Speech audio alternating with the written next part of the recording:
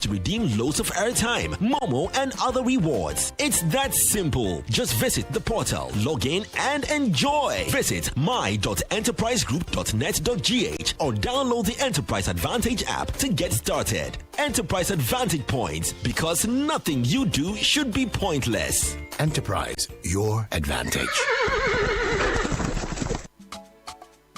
We always say the future of our daughters mean everything to us, and we'll do all we can for them. Now's the time to do that. Let's protect our daughters from cervical cancer, a preventable disease. From the 7th to 11th October, girls aged 9 to 14 can get safe and free vaccine in schools, health facilities, and designated vaccination points. Get your daughter vaccinated today to protect her future. A healthy future for our girls starts with us. United against cervical cancer. This message is brought to you by the Ghana Health Service and partners. Citi 97.3. More variety. The city is alive on 97.3. Citi 97.3. Accra. There can be no other 97.3. No need to change. Keep it tuned to Citi. You're number one. Don't look no further.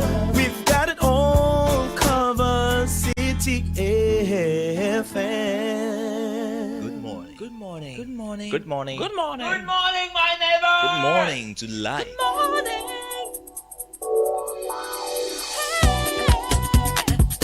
Music, talk, inspiration, in perspective. Express yourself. Good morning, my neighbor. Citi FM, your station. It's a refreshing lifestyle. Citi FM 97.3.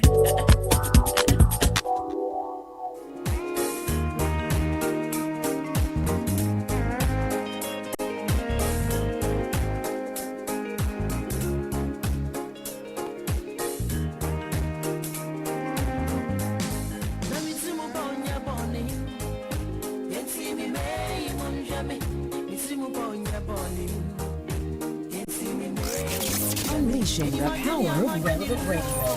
This is Citi 97.3. The City Breakfast Show. Rise above the noise.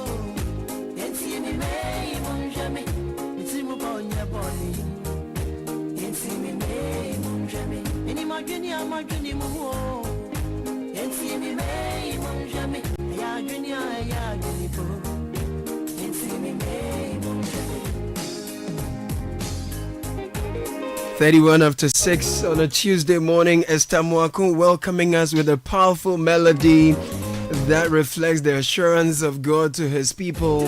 For I know the thoughts I think towards you, saith the Lord, thoughts of peace and not of evil, to give you an expected end. Mitrimu po enya bone. Mitrimu po, my plans for you, nyasusu." I'm not sure how to say plans in Ghana, but yeah, whatever your thoughts are, God says that his thoughts concerning us are not those of evil,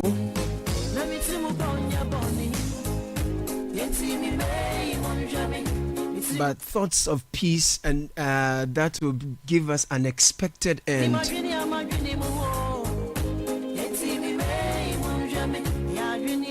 And I love it. This morning, the question for you, though, is what are your own thoughts about yourself, about your life, about your nation, about the work you do, about your family? What are your thoughts? What are your plans? Lao Tzu says, watch your thoughts because they will become your words.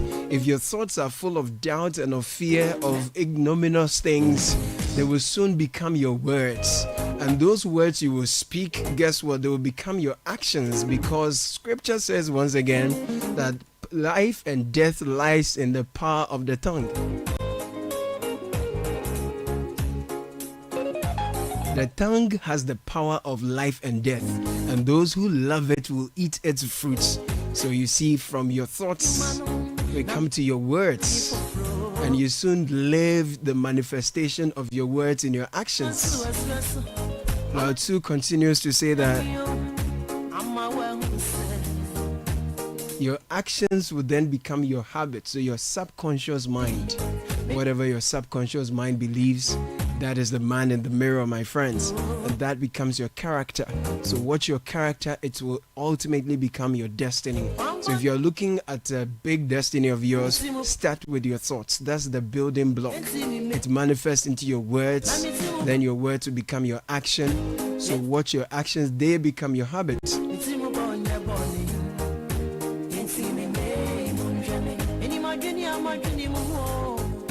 So what about we start from your thoughts? Where you have doubts, change them and put confidence there, put faith there. You know, what should your thoughts be then? Because if you're saying that starts with your words, watch your words, okay, fine, you're going to watch your words. So what should you replace your thoughts with if they are not admirable, if they are not, desirable? Well, Paul gives us an idea in Philippians 4:8. He says, finally, brothers and sisters, whatever is true, whatever is noble, whatever is right, whatever is pure, whatever is lovely, whatever is admirable, if anything is excellent or praiseworthy, think about such things. So your thoughts must be true, they must be noble, they must be right, they must be pure, they must be lovely, they must be admirable. Anything that is excellent or praiseworthy, such things you are to think of. And if what we have said is true, that our thoughts eventually become our words, and our words become our actions become our habits translate into our character, and our character becomes our destiny, then, my friends, let's choose what is true. Let's choose what's noble. Let's choose what's right, pure, lovely, and admirable. So our destiny will be noble, right, pure, and lovely. We have a lovely nation. It is our thoughts at the minute levels that will come together to form our actions and ultimately shape our destinies. Welcome to a brand new day. This is 97.3 Citi FM. City Breakfast Show, we call it. I love this song.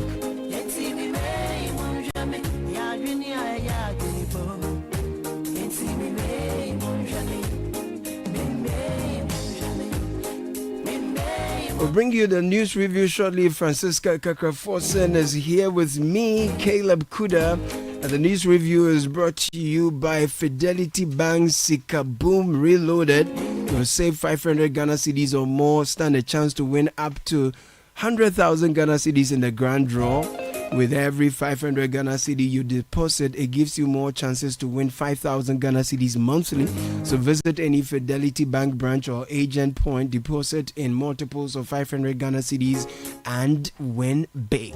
If you do not have an account, open one today. Fidelity Bank is here for your journey. Sika Boom style promo is on the NLA's Caritas platform.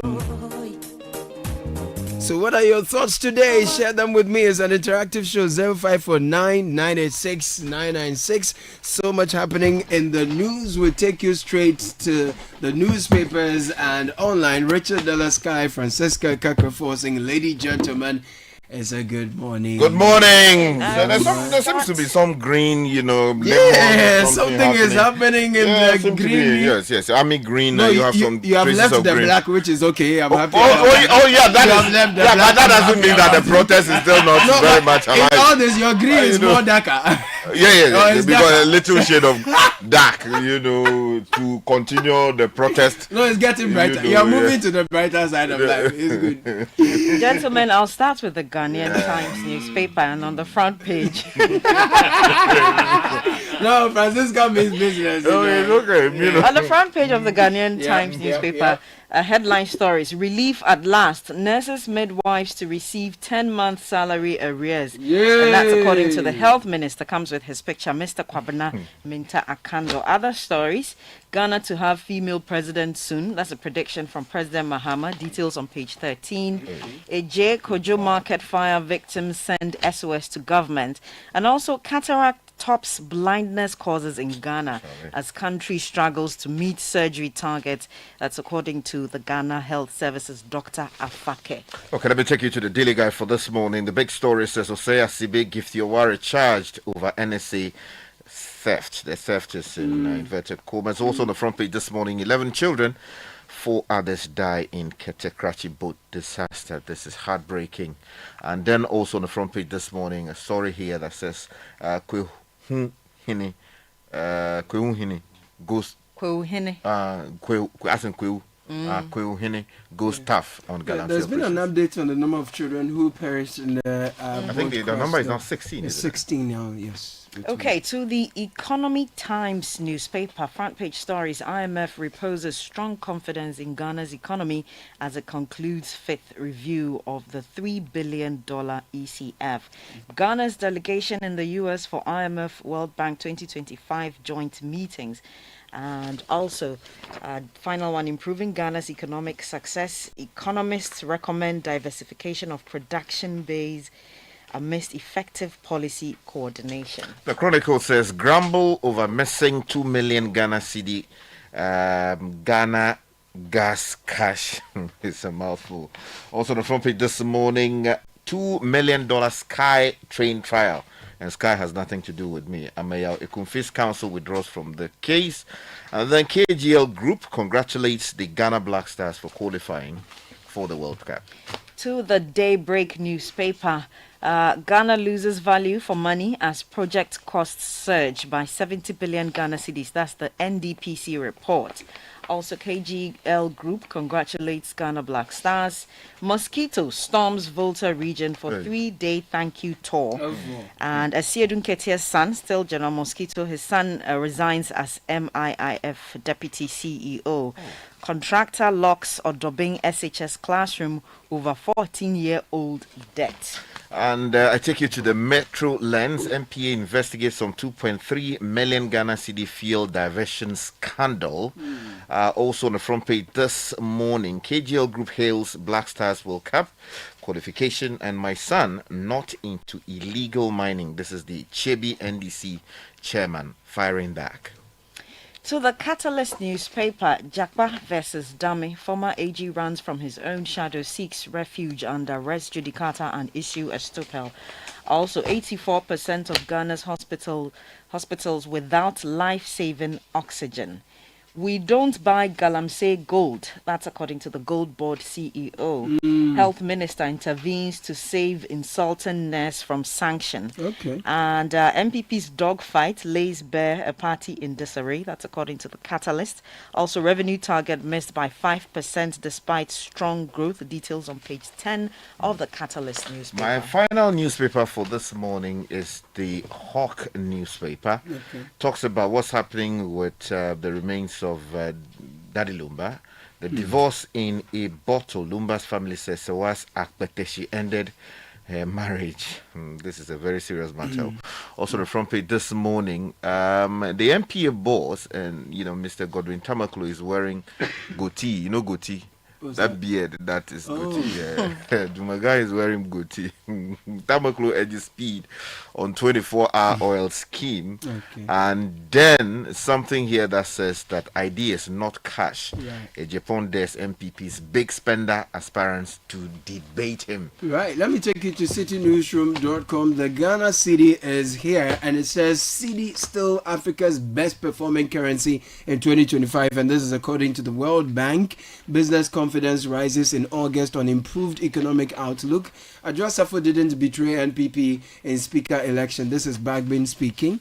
And then Ghana's telecom law encourages corruption. This is Dr. Kweku Buedu. He was on the Point of View last night together with David Ofosudote, who says Ghana must align professions with development needs. Still on that particular conversation, Ghana has trained 11,400 lawyers since 1877, and Mampong has a new chief, software architect Leslie Nkansa Osebonso has been nominated as the next chief for Mampong Hene, let me put it that way. And the chief of OT region says it's common for 11-year-olds to operate boats on Lake Volta.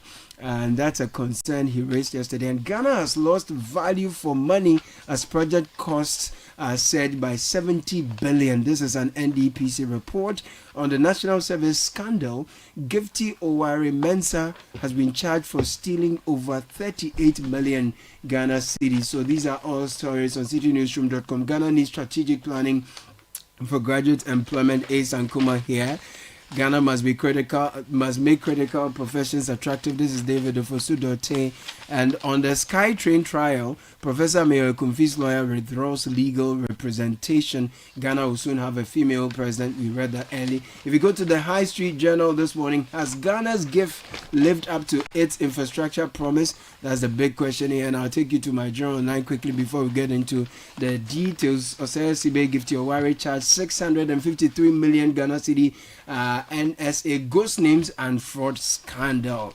343 mining rights granted, with mining creating about 1.1 million jobs in 2024. This is the NDPC. And quickly, Madagascar president hiding in safe place as he warns of coup attempt. I thought that the international media people say that he's left the jurisdiction. No, they say via military aircraft provided by the French. Yeah. And probably somewhere in Doha or some Dubai or some place like that. Anyway, so let's take off this morning. What do we have? Nurses are happy? Yes, in the middle page, relief at last. Nurses, midwives to receive 10-month salary arrears, according to the Minister of Health.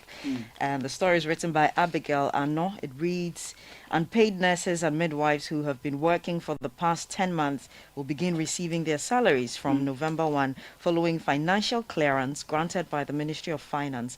The Minister of Health, Kwabena Mintah Kando, who announced this at a news conference in Accra yesterday, said the government had already settled payments for over 7,000 nurses and midwives, while the remaining 6,500 had now been cleared to receive their outstanding arrears.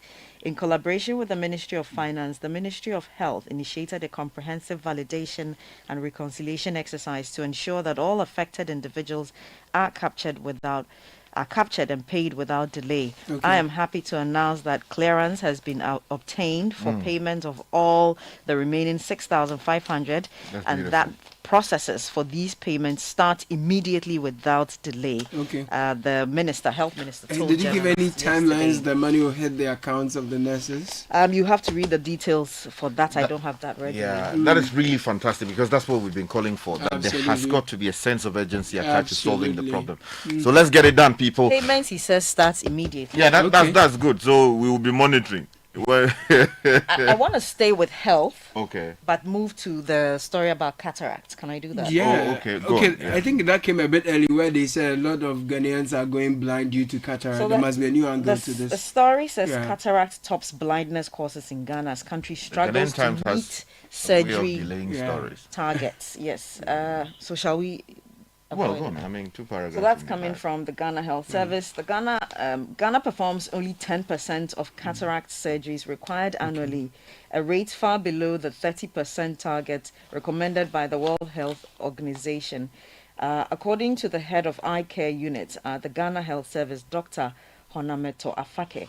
The country currently performs about 30,000 cataract surgeries each year, although it needs to undertake 68,000 to meet its national target and reduce the growing burden of blindness. I take you to the question of what's happening with the trial of Osei Asibe and Gifty Owari. The story is in the Daily Guide for this morning. Page 3 has the story by Jibril Abdul Rasak, says former executive director of the National Service Authority, Osei Asibe, has been charged for causing financial loss of some 600 million Ghana cedis. That's a lot of money to the state by authorizing payments of allowances to over 60,000 non-existent national service personnel between August 2021 and February 2025. These are allegations.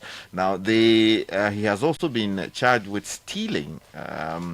That's amounting to some 8 million Ghana cedis from the NSA, while allegedly laundering another 8 million Ghana cedis from the authority. Now, former Deputy Executive Director of the NSA, Gifty Owari Mensah, has also been charged for causing allegedly financial loss to the state to the tune of some 31 million Ghana cedis. And then the story further says that she's also facing other charges, including using public office for profit and money laundering. These are big claims, and we hope that we'll see the details in the court. So if they're found to be true, would they be made to repay the money? Or of course, there's something known as tracing in law. So they'll look through where the money has passed. If some came to Kofi, they will look for it and then try and recover it. If it is true, they if it is used to buy property, they recover the same. Okay. If it is outside the country, of course, mutual legal assistance requirements would get those things. That money can fix some roads in my neighborhood. These are allegations. I mean, I'm just I get it. I'm saying that's right. Anyway, let me take you to page 7 of the Chronicle.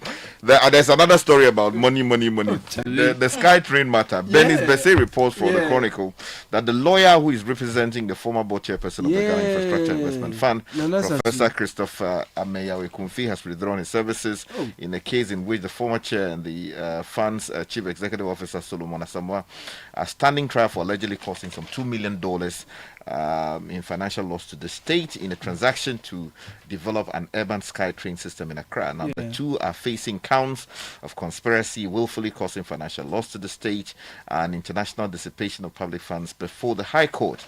Now, they have both pleaded not guilty to the charges. Now, when the case was called on Monday, October 13th, at 12:06 for the prosecution to call its first witness, counsel for Mr. Samoa was present, but Professor Ameyawe Kumfi appeared without legal representation. Now, the presiding judge, Justice Audrey Kokuvite, asked the accused about his lawyer's absence. Professor Ameyawe Kumfi responded that he had a misunderstanding with his lawyer, Duke Sasu, which was being resolved through mediation. Okay, so Ghana loses value for money as project costs surged by 70 billion Ghana cedis. NDPC report is indicating. This is on citynewsroom.com. A new report by the National Development Planning Commission, NDPC, has revealed that most government development projects continue to suffer from significant delays, cost overruns, and substandard execution, undermining value for money. Now, according to the 2024 Annual Progress Report, numerous capital projects across ministries, departments, and agencies have exceeded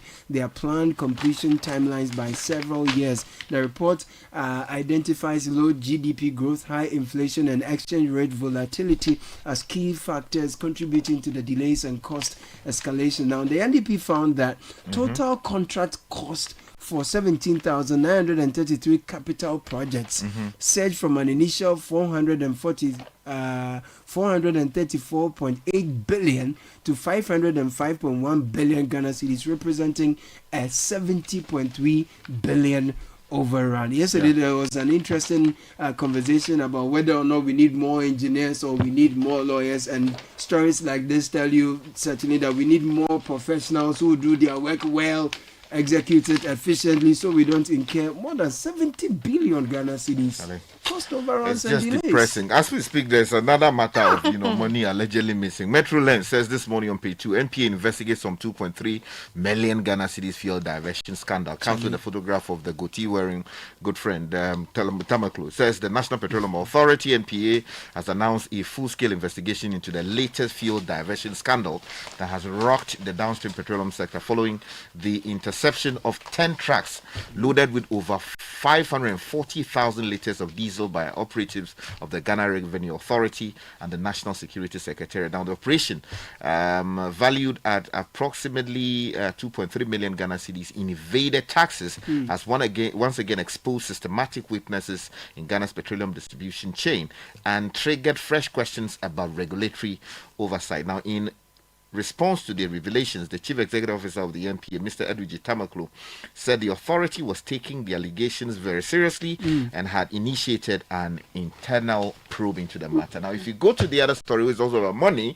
grumble over missing 2 million Ghana cedis, Ghana gas cash. Now, the story is on page 3 of the Chronicle by Alfred Adams in Takrady. Says there's growing apprehension in the Nzima East municipality as a 5-member committee concludes its investigations into the alleged misappropriation of a 2 million Ghana cedi donation made by the Ghana National Gas Company Limited to the Nzima East Municipal Assembly. You notice that this is all happening in the petroleum, sector. Now, investigations by this report indicate that the amount, part of Ghana Gas's corporate social responsibility package, was credited to the Assembly's account on February 11, 2025. But somehow, we are told that the money has found its way somewhere. Let me bring you this story from the Daybreak newspaper. Police arrest 10 suspects for creating fake online food delivery platforms. And it reads, the Ghana Police Service, through the Cybercrime Unit of the Criminal Investigations Department, CID, has arrested 10 suspects for allegedly creating fake online food delivery platforms to defraud unsuspecting customers.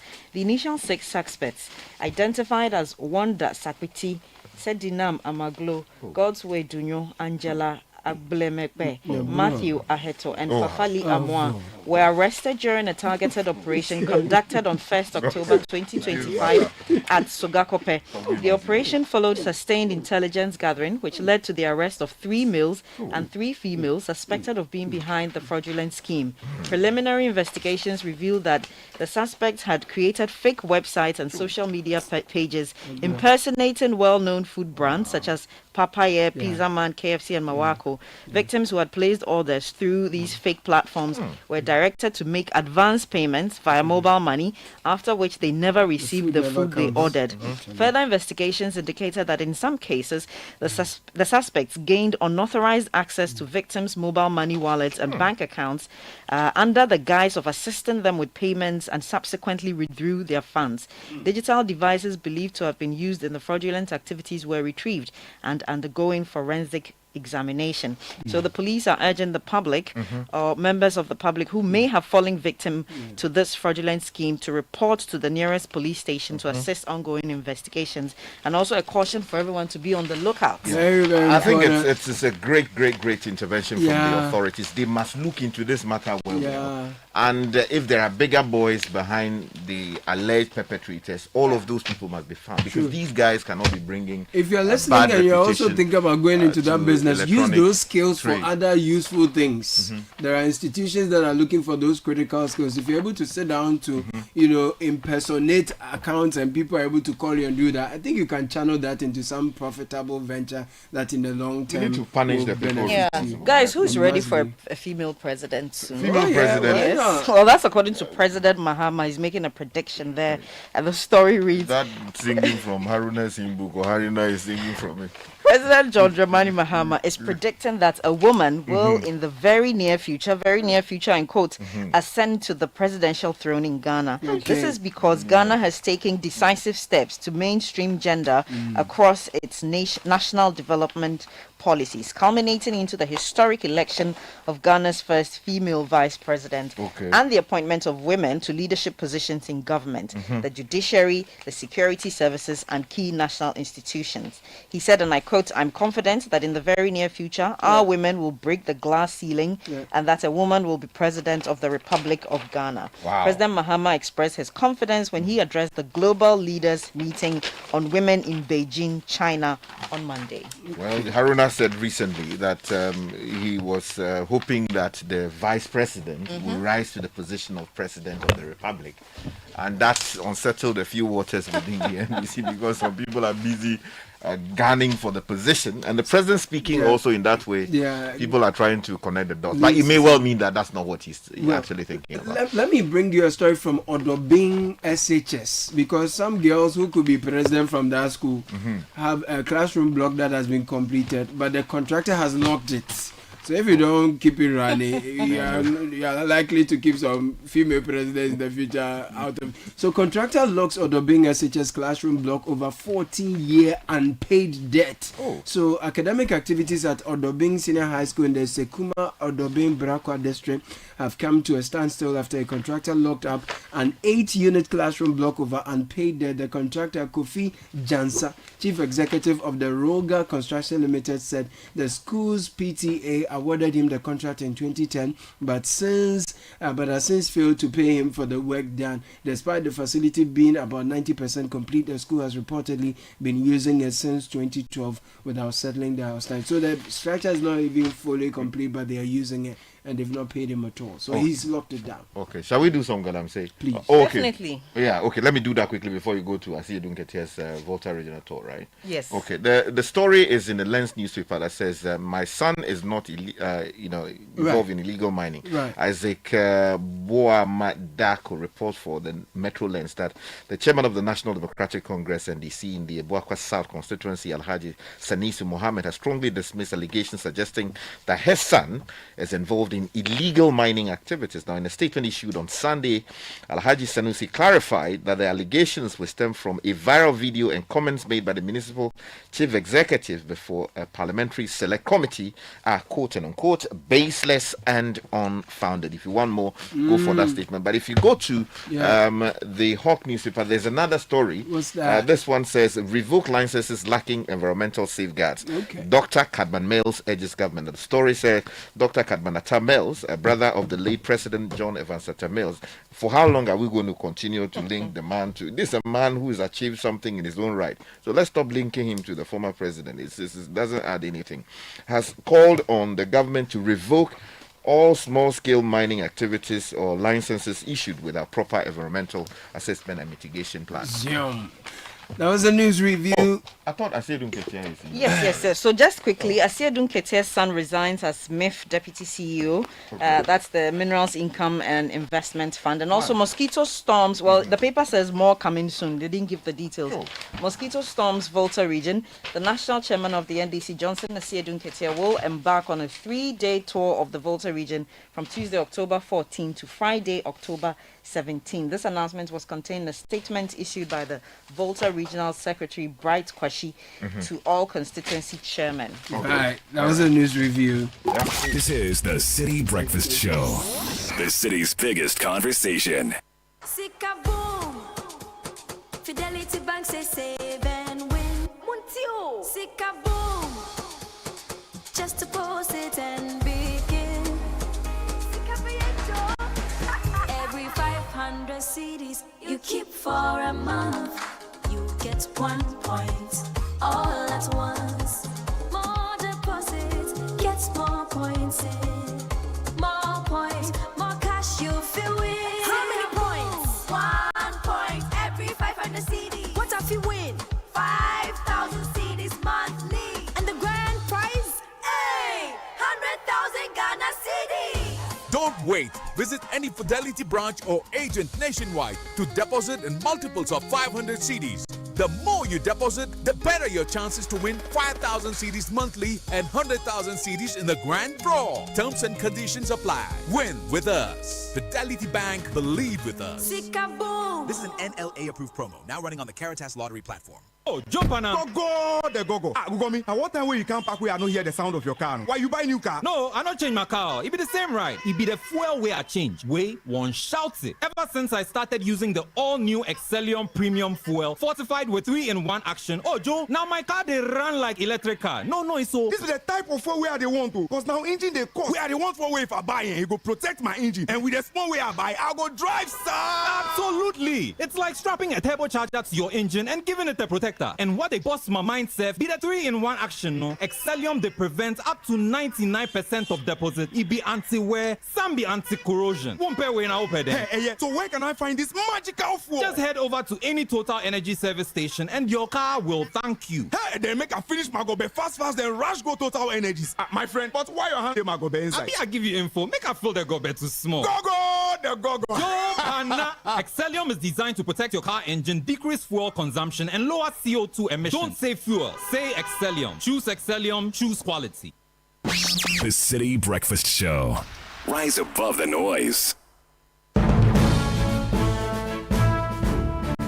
Neil Atelate is here with the business news brought to you by EcoBank, Valles Lease, Equip Limited, and MTN. Good morning, Neil. Hi, Caleb. Hello to you out there. Welcome to the breakfast edition of City Business News brought to you by Vallex, MTN, and EcoBank. Coming up, Ghana's economic recovery in focus as Finance Minister leads delegation to IMF World Bank meetings in Washington, D.C. Also in this edition, Citi retains title as Africa's best performing currency. Much later in the bulletin, regulatory uncertainty stalling cross-border payment agenda. We hear from the Momo chief calling for expedited integration.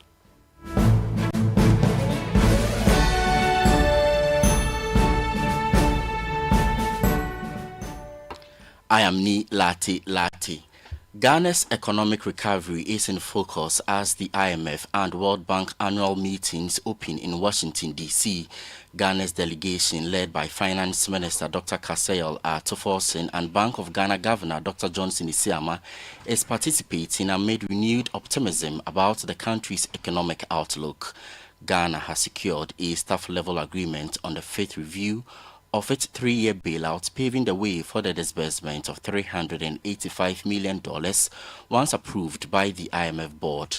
The IMF also projects that Ghana's economy will expand by 4.8% in 2026, with inflation expected to remain within the 8 plus or minus 2% target band. Dr. Atoforsen is expected to use the meeting to attract investment and strengthen development partnerships for the country. Away from that, the Ghana cedi remains Africa's best performing currency 8 months into 2025 despite a slight dip in recent weeks. That's according to the World Bank's latest Africa Pulse report released this month. The report indicates that the cedi has appreciated by over 20% since the beginning of the year, the strongest showing among African currencies. It attributes the performance to improved stronger foreign exchange reserves and steady policy reforms. More in the following report. The World Bank credits this remarkable rally to disciplined fiscal management, prudent monetary policy, rising export receipts, and renewed investor confidence following Ghana's successful debt restructuring. The Zambian kwacha followed as the second best performer, appreciating by 16%, buoyed by ongoing debt resolution efforts, lower oil import costs, and an improved supply of US dollars. Currencies in Kenya, Tanzania, and Uganda also posted moderate gains, supported by stronger export growth and recovering capital inflows. Analysts say the cedi's rebound is particularly impressive given its steep losses last year. The pace of its recovery underscores the effectiveness of Ghana's economic reforms and improved external conditions. The World Bank attributes broader strengthening of African currencies in 2025 to a weaker US dollar, higher commodity prices, and easier global financial conditions, all of which have helped ease inflationary pressures and stabilize markets across the continent. However, the cedi has faced slight depreciation pressure in recent weeks as businesses increase imports ahead of the festive season. In response, the Bank of Ghana has announced plans to inject about $1.15 billion US dollars beginning this month into the foreign exchange market to ease demand pressures and keep the cedi stable. Market watchers, however, warn that sustaining the currency's gain will depend on Ghana's continued commitment to fiscal discipline, export diversification, and structural reforms aimed at consolidating macroeconomic stability. Professor Peter Korte is an economist. In the first 8 months, we have seen some stability in exchange rate. We've seen inflation coming down. Prices are not increasing as fast as it used to. So that is good. But then there's a lot of room for improvement. I think we need to change the structure of our economy, be able to produce more for exports Otherwise, we cannot continue to rely just on one sector. Gold exports alone accounts for over 50% of our export revenue. That is not good enough. So we encourage government to continue to ensure its fiscal prudence, ensure that its monetary policies are working like it's doing currently, but also focus on ensuring that our food production is ramped up significantly so we don't have to rely on imported food. Our gold production is done in a sustainable manner. You heard economist Professor Peter Korte ending that report filed by my colleague Emmanuel Opon. Isn't now a good time for some forex market updates? The dollar retailing at 13 cedis 30 pesos, the British pound at 16 cedis 90 pesos, the euro could be sold to you at 15 cedis 50 pesos. Mind you, these are forex bureau rates and not BOG interbank rates. Moving on, for an effective cryptocurrency system across central banks in the sub-region, the Bank of Ghana is championing robust cybersecurity framework and effective data privacy controls. According to the bank, this move is further achievable if the necessary collaboration among countries in the sub-region is enhanced. At the opening of the YFM regional course on cybersecurity and crypto digital currency in Accra, the acting head of cybersecurity and information at Bank of Ghana, Daniel Kulu, called for deliberate efforts to build an effective digital currency ecosystem.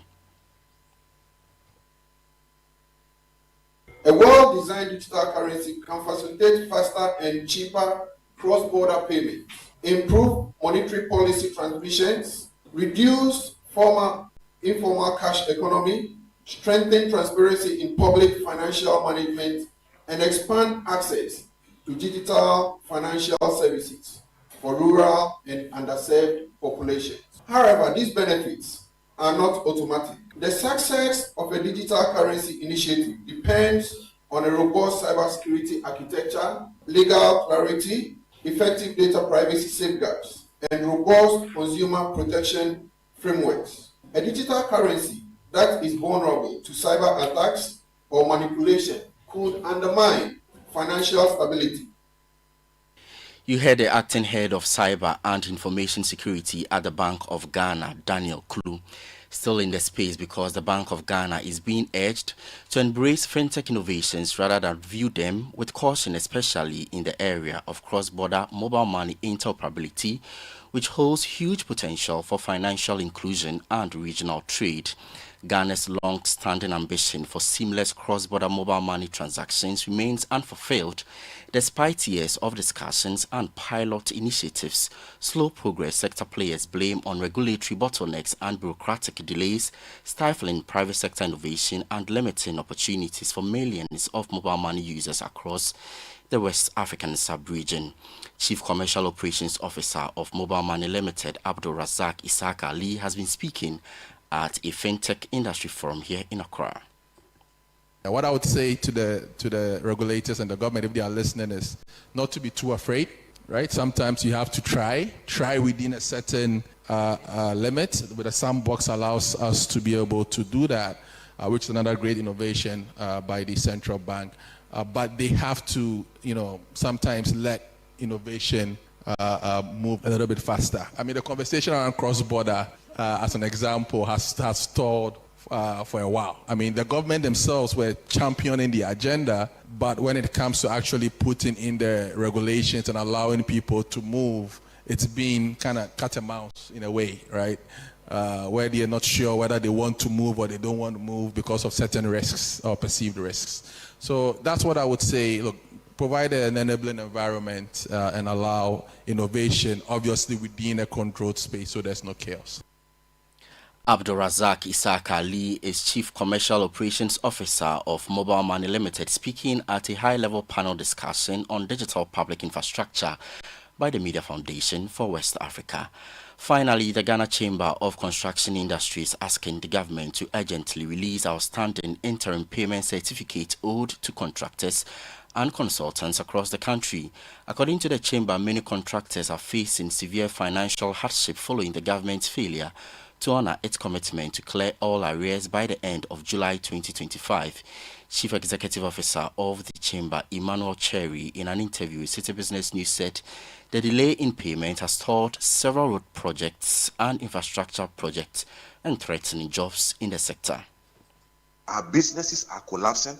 The worst case of the entire issue here is SNIT, which is one of the arms of government, is also heavily on the contractors, demanding payment or threatening them to jail them because they have not been able to pay their SNIT obligations to their employees. Contractors have been frustrated to the core. What do you expect us to do? Should we die before we come and pay? That is the challenge we are being endeavored with. So therefore, we are all calling upon the president.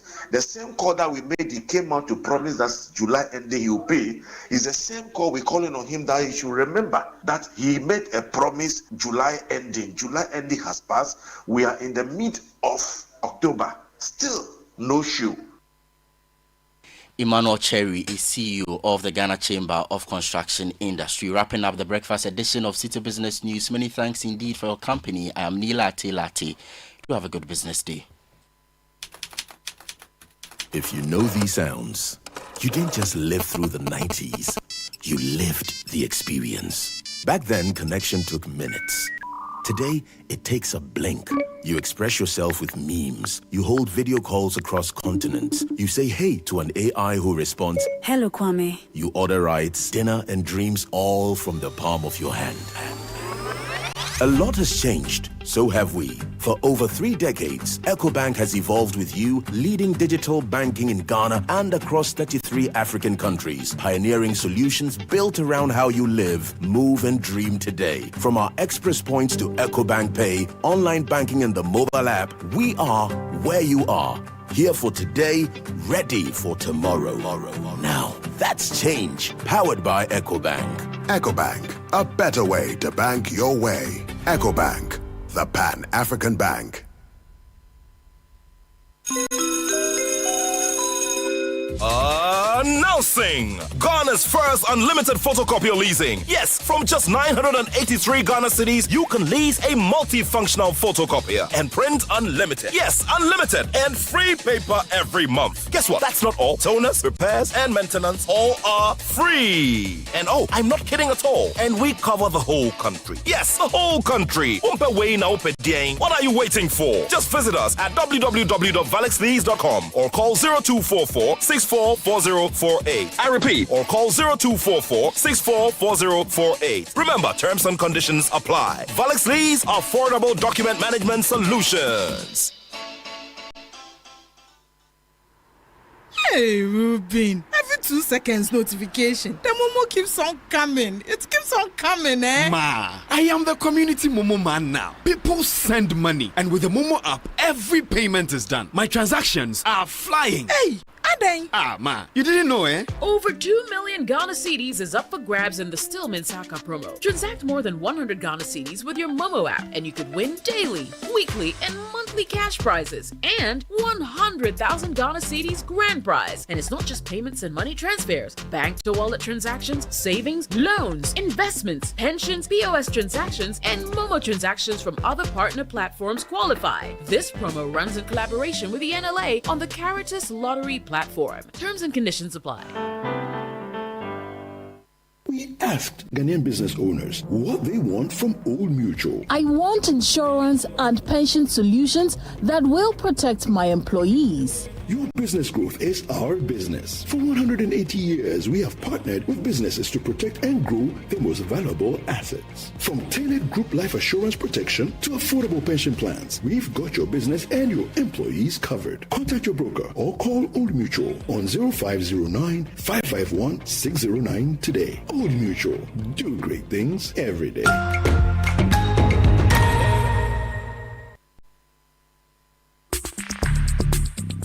Join the conversation on the Citi Breakfast Show on Facebook at facebook.com/Citi97.3, Twitter at twitter.com/Citi973, and Instagram at instagram.com/Citi973 with the hashtag CitiCBS.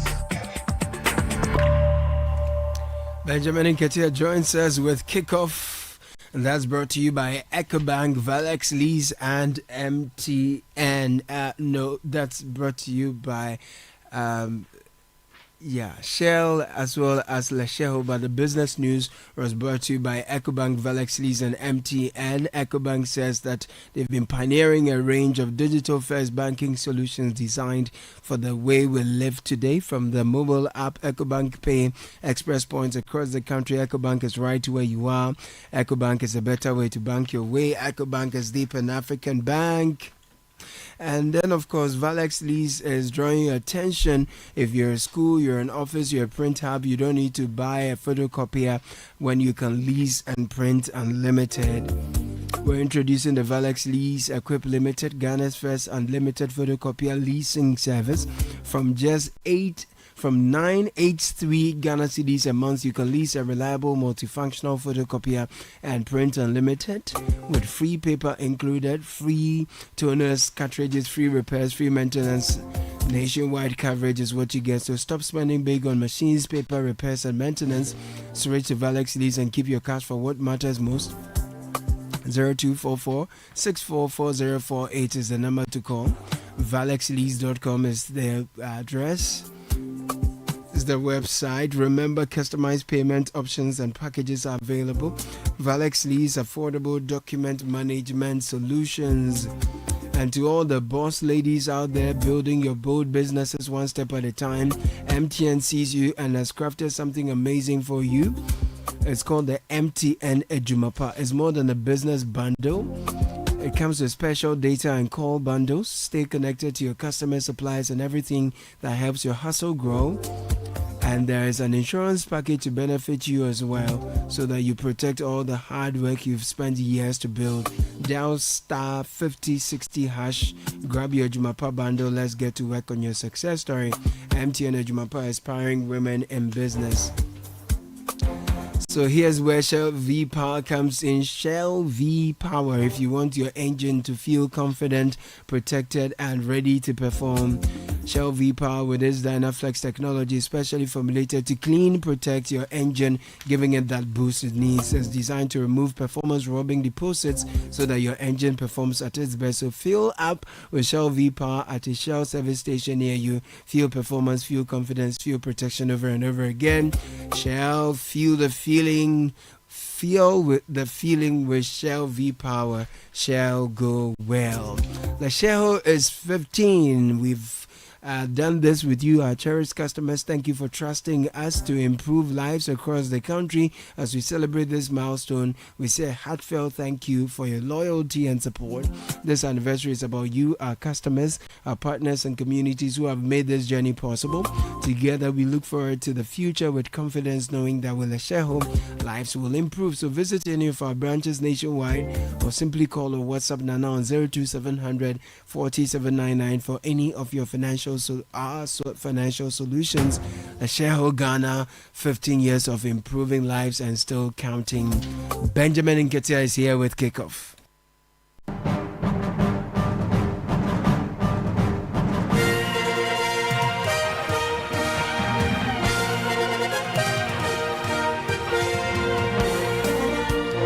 A wonderful morning to all of you out there. In the headlines, Gifty Owari Mensah of Berry Ladies charged for her role in the National Service Scheme payroll scandal. Also, President Mahama expresses confidence in the Black Stars' upcoming World Cup campaign.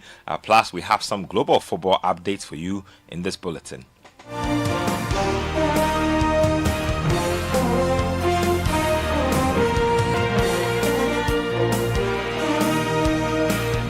Kickoff is proudly brought to us by Shell V Power, Zonda GH, Politan Ghana, and Let's Sharehold, Let's Improve Life. Let's begin with news from the Attorney General's office. And GFA Executive Council member and also bankroller of Berry Ladies, Gifty Owari Mensah, has been charged by the Attorney General's Department for allegedly stealing and laundering state funds. Now, according to the charge sheet, she is accused of misappropriating over 31.5 million Ghana cedis during her tenure as Deputy Executive Director of the National Service Authority between February 2022 and March 2024. Now, the charges include stealing, causing financial loss to the state, using public office for profit and money laundering. Now, the case is currently under investigation, and the Attorney General's office is expected to take further legal action in the coming days. Let's move on to some Black Stars related stuff. And President John Dramani Mahama has expressed confidence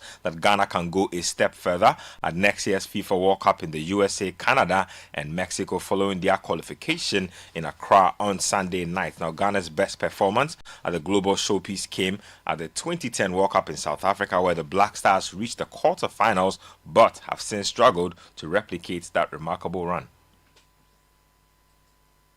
It was the first time in many decades that 20 years that Ghana had not gone for the AFCON. Ghana has been a permanent fixture in AFCON, and so it was quite hurtful, but I believe that the boys have made it up with qualifying for the World Cup.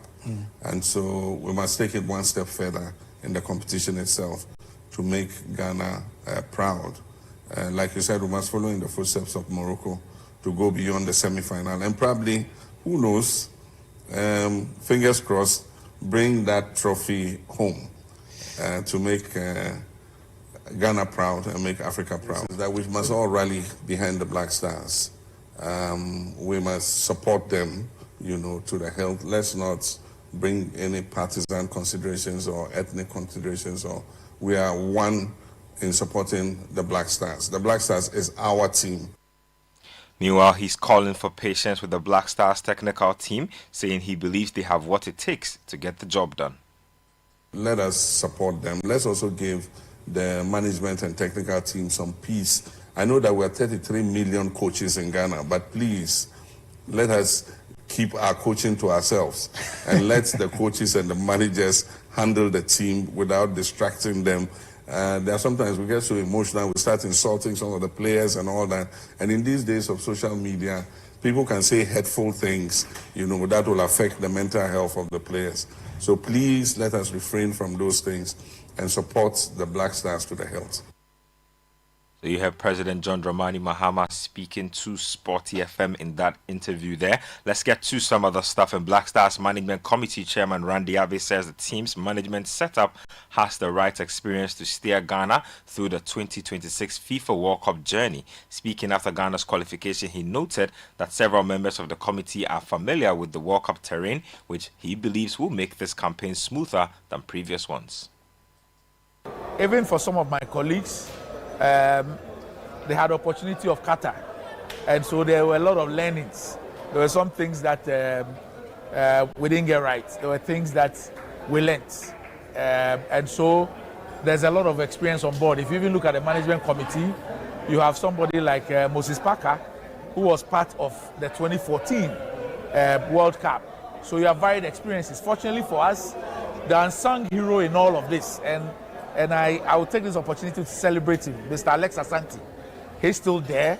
I mean, that is for me, that's the hero as far as this whole campaign is concerned. It is Alex Asante, and I'd like to say a very big thank you to him for all he does and what he's done, especially with this qualification.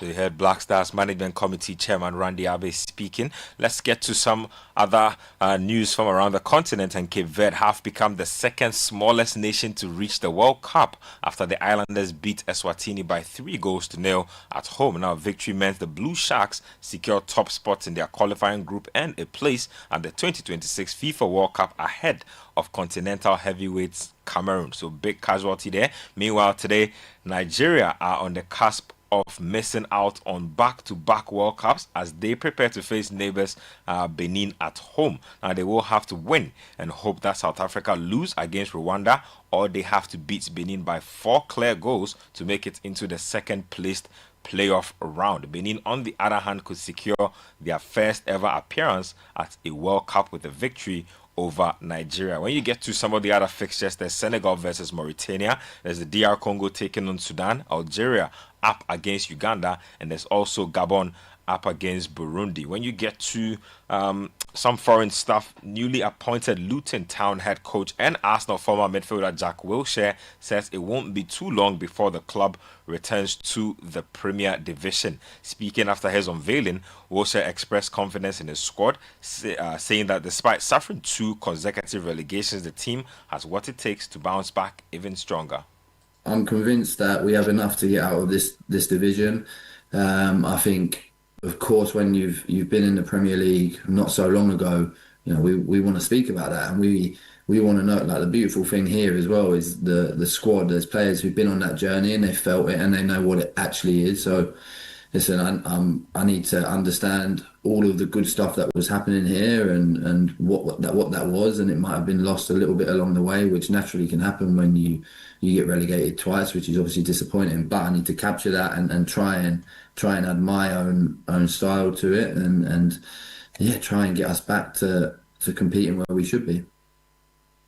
Meanwhile, former Tottenham manager Tim Sherwood has cautioned that being a good player doesn't always translate to being a good coach. Speaking on Wilshere's appointment at Luton Town, Sherwood noted that there's a clear gap in experience, stressing that Wilshere still has a lot to learn about managing in League One.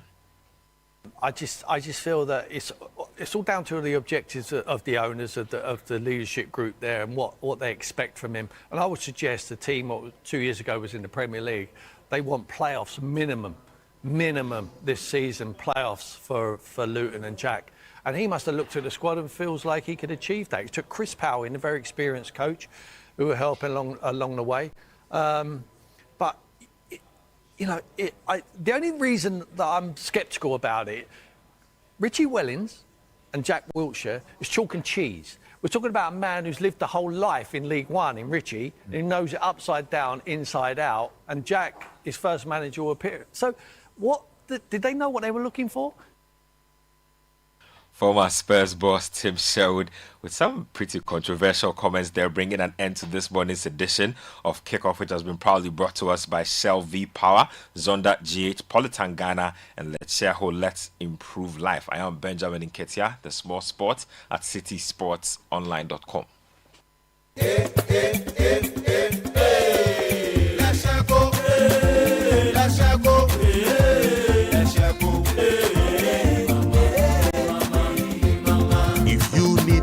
Services, innovative financial solutions.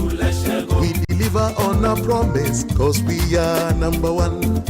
Let's share go, we improve your life. Let's share go, let's share go, hey mama, hey mama, hey mama. Even when you're stuck with nothing, no matter your situation,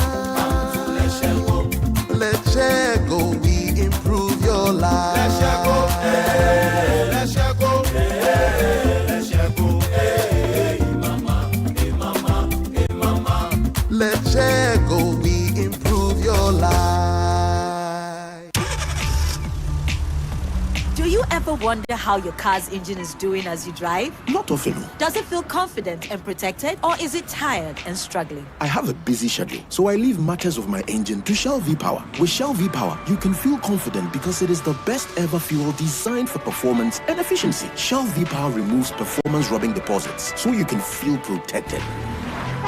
Fill up with Shell V Power at a Shell service station near you. Feel confidence, feel protection, and feel performance over and over again with Shell V Power.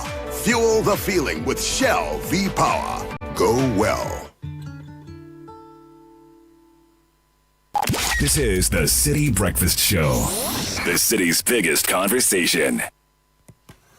You can't tell what your baby will become or what his interests will be. But you can help her get a strong start with good nutrition. Yum Vita, made with the goodness of milk, plus Nutri-V, is a delicious, nutrient-rich cereal for your baby. Oh yeah, older ones love it too. Give your baby good nutrition for a strong start. Yum Vita is available in other yummy variants. Yum Vita, a delicious way to grow. This advert is FDA approved. Jiggy jiggy be the bomb. Ash for jiggy jiggy be strong. Ash for jiggy jiggy be sweet. Ash for make you lie down cool. Ash for jiggy jiggy. Ash for make you lie down cool. Ash for heavy heavy. Ash for make you lie down cool. Ash for jiggy jiggy. Ash for make you lie down cool. Ash for come on bounce it. International Ash for Shama. I meet some girl for Pote last week. Fine face with the backside tape. I ain't like giddy giddy many man, she bounce like two. German on the night, man, she go tell my boo. See baka, what a man can do. Give her the whole world, the woman April fool. My name JD mattress, my pillow set body. Ash for me where the girl pass through. She did spring on my bed, why will look? Jiggy it's no 8, 10 inch, no. You know the same. Possibility, yes, answer your mono. Durability be what? Comfort be supreme, make you lie down, cool. Ash for jiggy jiggy. Ash for make you lie down, cool. Ash for affordability be like ability. Ash for Ash foam, jiggy jiggy mattress. You won't feel it, know it. Allez, allez, we shout hooray. Disneyland Paris, we're on our way. That Indomie noodles, take a look inside. A comic and a code is what you'll find. Go to Indomie Ghana, type it in. That's how easy it is to win. Flat screen TVs, PS5 also. So many prizes just waiting for you. Get all 9 comics, don't delay. You could go to Paris, Italy. Indomie noodles will make your day.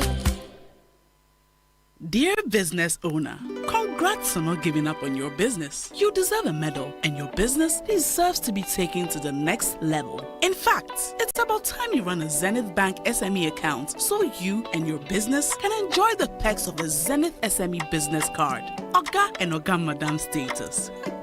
The Zenith SME Business Card is a Visa debit card for making secure payments for goods and services. Enjoy great benefits such as free customized digital SME training, free marketing toolkits, access to Visa practical skills training, and more. Unlock the potential of your business today. Visit any Zenith Bank branch nationwide and sign up for the Zenith SME Business Card, the ultimate payment solution for SMEs. For more information, visit www.zenithbank.com.gh or call 0302 680-884 or 0307-086-370. Zenith Bank, in your best interests.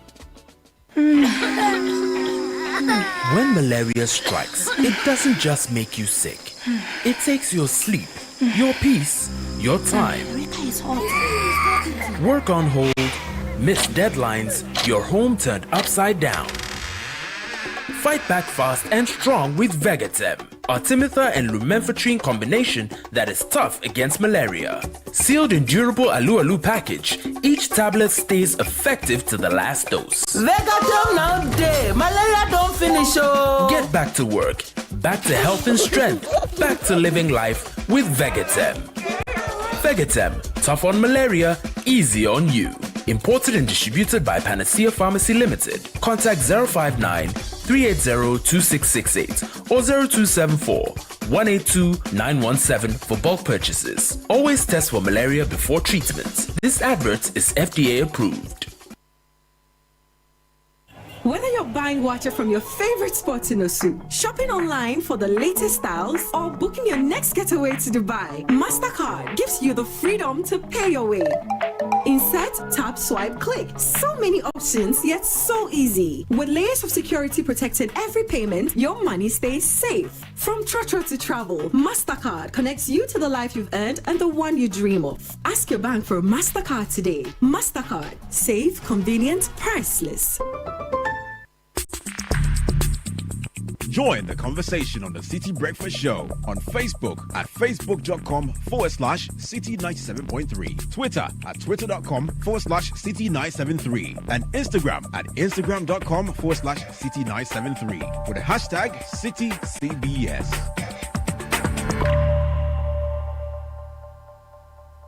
This is the Citi Breakfast Show, the city's biggest conversation.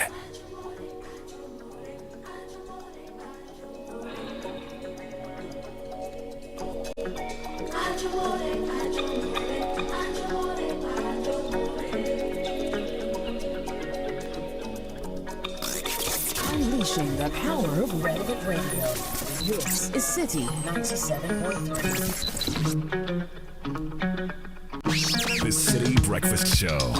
Rise above the noise.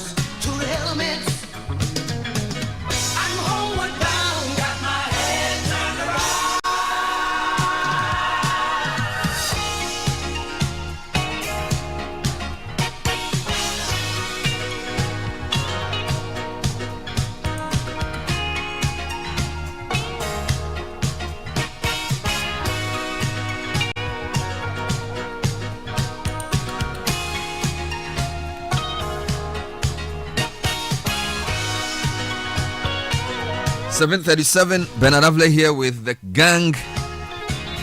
You know, there was a route called the Gang of Four. I have a gang of four. Richard Delasky, Francisca Kakra Forsen, and Caleb Yauche Kuda. Today's a birthday. Actually, yes, so Richard's guy is also Yao. What day of the week were you born? Kakra? Saturday. Who, Amma? I'm Amma Techua. Amma Techua. Okay, but you don't use the Techua. The Techua, I was named after my dad. My dad is Techi. Techi. Oh, your dad is a Wednesday born. My dad was born on Sunday, but he was named to. So. Hey, hold on.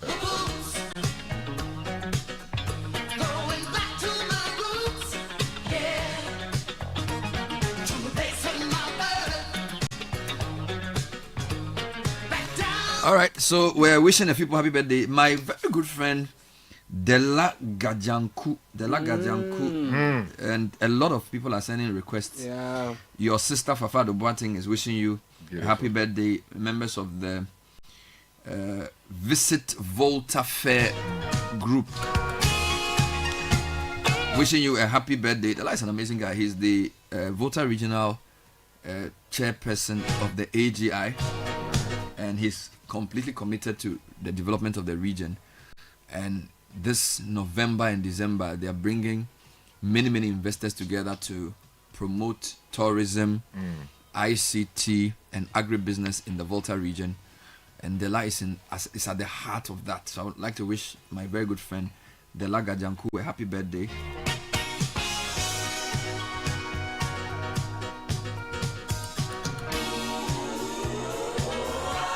And a couple more coming through this morning. Yep. This one says, happy birthday to you, Nana Kwame Tewia Jima. May the grace and mercy of the good Lord abound upon your life. It's coming in from your daddy, Prince Jima. This one says that happy birthday to Akeem Johnson, who is the CEO of DAF J Ventures. The message says, happy birthday to you, my brother. We can always count on you. It's coming in and says that 50 years young today and still going strong. Thank you for being the rock of our family, for your constant support and your endless generosity. It's coming in from Teddy Dom and the brothers from Bread of Life Methodist Church in Dan Soman. And this one says, Bernard, good morning. I would appreciate it if you can wish my sister Anastasia J of Access Bank head office a happy birthday. The entire Ajay family, mom, dad, Antonio, Augustine, Alex, and Afi, using the opportunity to wish you God's blessings and protection, and may God grant you all your heart desires to the extent they are godly. Any others? Yes, there's another one coming in this morning. Hello, Bernard. I'd like you to wish. I think you read Anastasia of Access Bank. Access Bank, yes. That's So I think, Alex, we've done it, but you keep sending it. Maybe you want to hear it again. Okay, there's another one here that says, please, happy birthday to. Okay, the name is David Kekeli Zokli. Apostle David Kekeli Zokli. The person wishing you is from Kofi Adabo, who is the MD of LMI Homes Limited, and is celebrating you for all the great things you continue to do for the kingdom of the Lord. And this one says, happy birthday to Senior Jacob Frederick Kwame Akolache, to a great dad. Love. Seniors Kwesi and Senna Makolache are celebrating you. Please, guys, sometimes you just send the messages without even properly putting it together. It makes it difficult. Properly constitute the messages before you send them. It'll be helpful. Very, very important. Meanwhile, the birthday messages were brought to you by MasterCard. Don't just wish people a happy birthday. Do well to splurge on them, spoil them, use your card, buy them something lovely, take them somewhere beautiful, and they will certainly appreciate it. MasterCard, thank you for helping us put smiles on the faces of the people we love.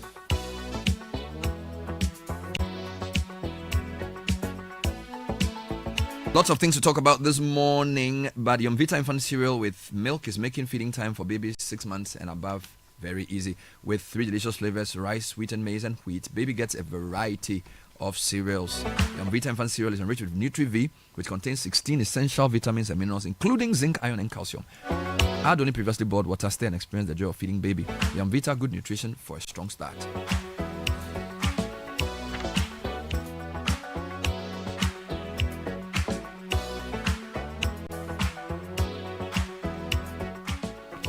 So the question, what are you proud of? First Atlantic Bank, we're proud to be crowned Digital Bank of the Year.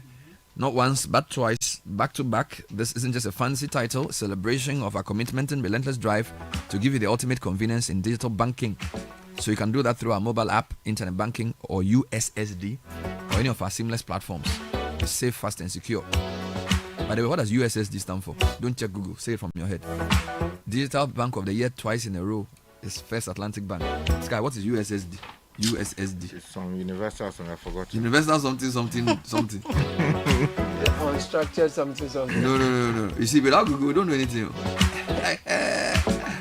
Cowbell's got you in mind. We bring you good news. We're offering you creamy goodness in 2 variants. The premium and the Cowbell Vital Rich packs a high protein of 23.6%. It's the perfect creamy companion for your porridge, cereal, and beverage. At 23 grams, at 4 cedis, 360 grams sachet at 60, and 400 gram tin at 85. Nutrition never tasted this good. So whether it's premium powder or Vita Rich value, you're after, Cowbell's got you covered. And let's talk about Enterprise Advantage points, racking up points, scoring awesome rewards just by making purchases, renewing policies, and more, all through their self-service portal or the Enterprise Advantage app. Visit my.enterprisegroup.net.gh or download the Enterprise Advantage app to get started. Enterprise, your advantage. All right, so yesterday after the show, a few people called me and said, Bernard, Asemna Sky Kano. See, Asemna Sky Kano. Because you were arguing for some balance between austerity and liquidity. And you said that when it came to the private sector in particular, because they create jobs, and particularly the infrastructure sector because of its multiplier effect, withholding cash from them in the name of austerity can become counterproductive. Right? A statement that was issued the last day of September, around 29 September, has been recirculated. And so a lot of people send that statement to me as if in corroboration of your point. So I'd like you to read a couple of paragraphs, Kakra, if you can, And then we would cross over and speak to the Minister for Roads, because I think he's part of the President's delegation to China. Okay. And he will tell us a few things about those issues raised about payments and what else he's trying to do for the sector. So, Kaka, if you can give me... Okay, yes. So the statement is from the Ghana Chamber of Construction Industry, and as you said, dated 29th September 2025, headed Request for Urgent Payment of Outstanding Interim Payment Certificates, IPCs, as promised by His Excellency John Dramani Mahama. And it reads, we write regarding the above subject matter. The Ghana Chamber of Construction Industry, GHCCI, wishes to commend government for the bold and transformative vision of the Big Push agenda, which has been publicly acknowledged as a key driver of Ghana's infrastructural transformation, as stated in the 2025 Budget Statement and Economic Policy. We particularly recognize the innovative prompt payment package attached to the agenda, intended to eliminate interest liabilities from delayed payments and improve liquidity within the construction value chain. However, we respectfully bring to your attention the urgent concern of our member contractors, consultants, suppliers, and related stakeholders who continue to face significant financial distress due to delayed settlement of interim payment certificates, IPCs. Despite His Excellency the President John Mahama's assurance that outstanding payments would be effected before the end of July 2025, to date these commitments remain unmet. The prolonged delay in effecting payments is inflicting severe financial hardship across the construction ecosystem. Contractors are unable to meet payroll and operational costs. Consultants and suppliers face mounting arrears, and the sector is increasingly burdened with legal threats and enforcement actions from statutory institutions such as SNIT and the GRA over unpaid deductions and taxes. These pressures not only undermine confidence in government payment credibility, but also risk halting critical infrastructure works nationwide. In light of these pressing circumstances, we respectfully request that government, 1, immediately release payments for all outstanding IPCs in fulfillment of President Mahama's promise and to protect the integrity of the Big Push agenda. 2, establish a transparent and time-bound payment schedule for future IPCs to assure contractors and financiers of predictability in cash flow and associated payment plan. 3, engage GHCCI and relevant stakeholders in monitoring the disbursement process to build accountability and restore confidence in the payment ecosystem.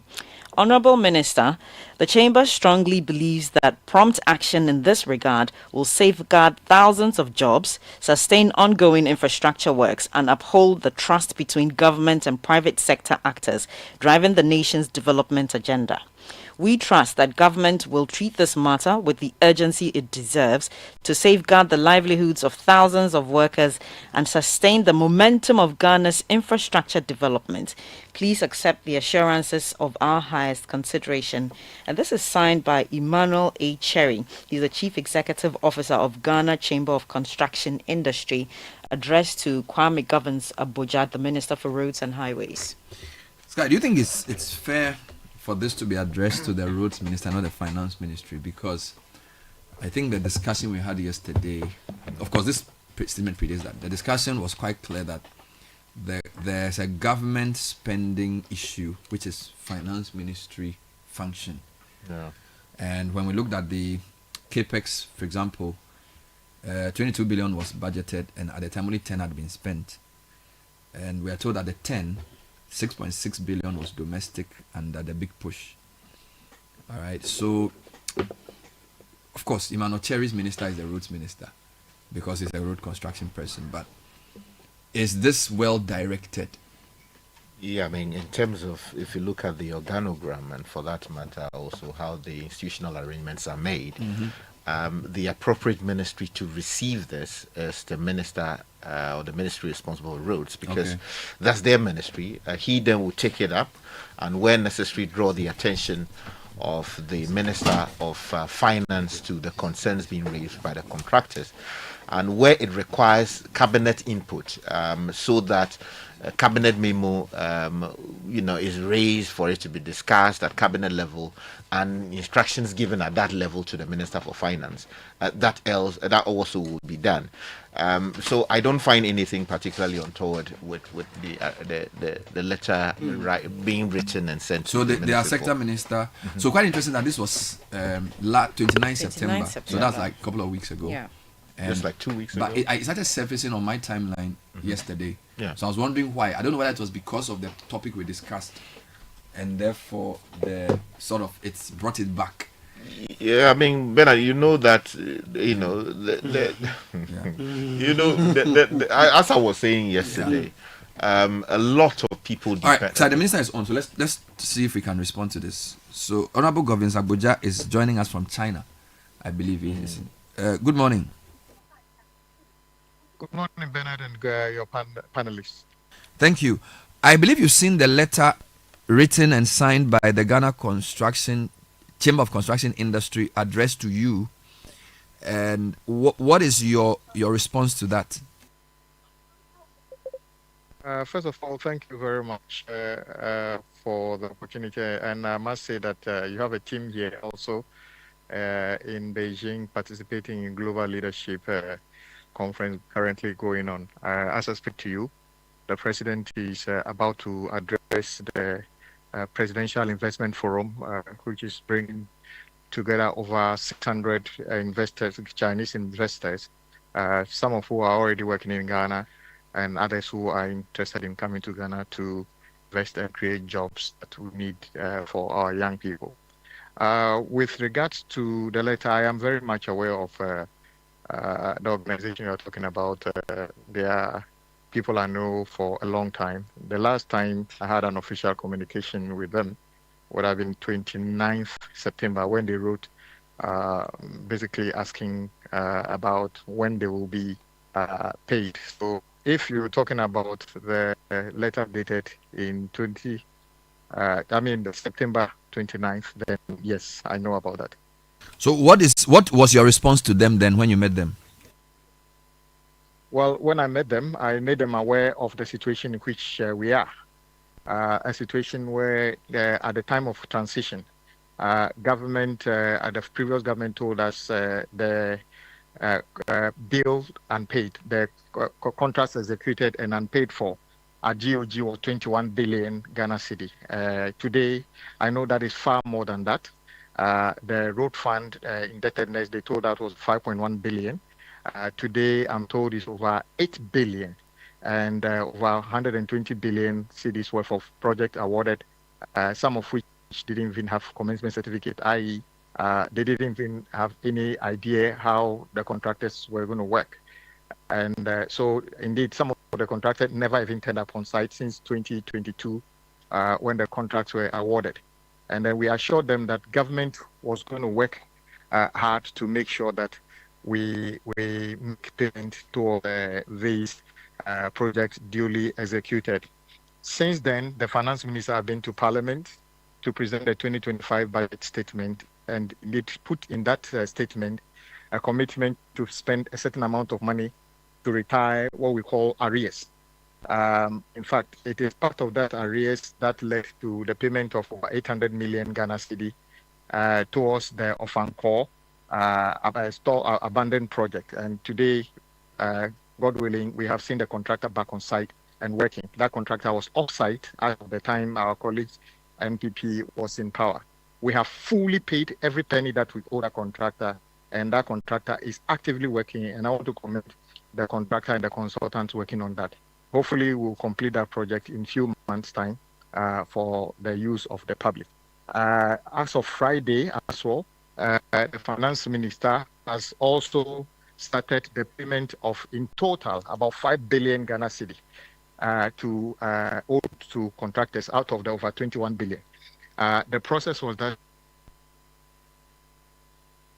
request for payment may not be exactly what it is. So the the Auditor General and others carried out some validation of the payment. And Bernard, when Parliament reopens, I'll be making a formal statement.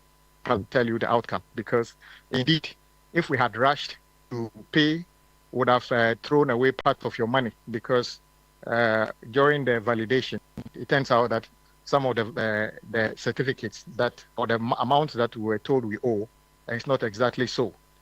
So the finance minister has they carried out the validation, and out of the validated amount, as of Friday, about 5 billion has been paid to contractors whose certificates have been validated. That is GOG. We are also in the process of commencing the payment of contractors owed under the old road fund, now the road maintenance trust fund. So the payment to contractors has already started, and the process will continue. I must be frank, if we owe over 30 billion to contractors and the previous government did not pay, I believe that it will just be fair that nobody will expect that we'll be able to pay 30 billion within a year. If it was that simple, it would have been paid. But I'm very confident that working together. So just to get some clarity, if we put the arrears for road sector, GOG plus road fund together, how much money are we talking about, and how much of it have you paid? Because you mentioned a 5 billion payment, and you also said it was a 21 billion. So I just want to know the total arrears for road sector in terms of completed works. How much is it, and how much have you paid? Okay. So what it is that we are told that what was presented to us at transition was figures from as of 30th, September, end of September. And according to that document, GOG indebtedness as of that time was about 21 billion. And road fund was about another 5 billion. And that excludes Cocoa Roads, which is also a huge amount of money. Without a doubt, Bernard, we are close to about 40 billion, which was work done and unpaid across the road sector. And if you consider the fact that 5 billion as of Friday, that would have been the biggest, without a doubt, ever single payment to road contractors at a particular time in the life of any government in recent history. That is, I'm not saying cumulatively, at one bullet payment of 5 billion, that would have been the biggest. And we are doing this without borrowing from international sources and other things. I think President Mahama must be commended for and the finance minister must be commended for this commitment. That is why all those people who have been saying pay contractors, we are not doing this. Ask yourself, how were we able to pay 5 billion without the binging on borrowing from day to day? I think prudence and effective leadership is the only reason we are able to do this. So you've paid 5 billion out of the 40? Yes. Is there a time-bound payment schedule for the rest of the money, for the outstanding? Well, Bernard, we owe a lot of money, but what was in the budget for, we need to ask ourselves, what is in the budget for arrears? And this is just road. We haven't come to energy, we haven't come to education and other things. We can only pay as much as government can raise, and from sources you and I know. So we will pay as much as we can raise. But I believe that if a government that is 1 year old is able to pay about 5 billion Ghana cedi towards arrears inherited without borrowing and other things, I think that government must be commended for the patriotism and making sure that the Ghanaian investor in road sector money will be paid. As of when we'll be able to retire the 40 billion, it is just a matter of time that the budget will reveal how long it will take. Yeah. But the commitment of government to retire these arrears is no doubt. Just two final points before you go. I know you came out of a meeting, so I'll make it quick. We looked at the BOG numbers for end of July. Government had budgeted 22 billion for capex. Only 10 billion had been expended, out of which 6.6 was domestic big push, 3.4 was foreign sources. So even with the amount of money the government was hoping to expend on capital expenditure, which includes roads, bridges, and everything else, the government was 63% below its expenditure target. So there appears to be an issue. If big push is our big infrastructure push, and our own budget wanted to spend 22 billion, of course, the 10 out of 22 is very low. What is going on? Is it that we didn't raise enough revenue? What's going on? No, you have to look at it in two ways. That 5 billion that is paid is just debt we inherited from our colleagues. So that does not even include an inch of road that we have started by ourselves. Yes, you are right. The government flagship road project is the big push. As you are aware, and then I want to thank your network and other things to monitor and follow the president and every other person on the road sector. The big push project have just landed on site. So there's no contractor has released certificate yet. But I can guarantee you every big push contractor who releases a certificate, and we are expecting that towards the end of the year, early part of next year, the certificate will start coming. And we have money set aside for that, because that is how the budget has been structured. So you will see much more of the expenditure on the new project coming in towards the end of the year into next year. So we are not off target at all, because the procurement processes, the design, the costing, and the procurement of the road project will take time. That is why it's a delay. So we are not off target. We are actually on target. We have awarded over 70 billion cedis worth of new project.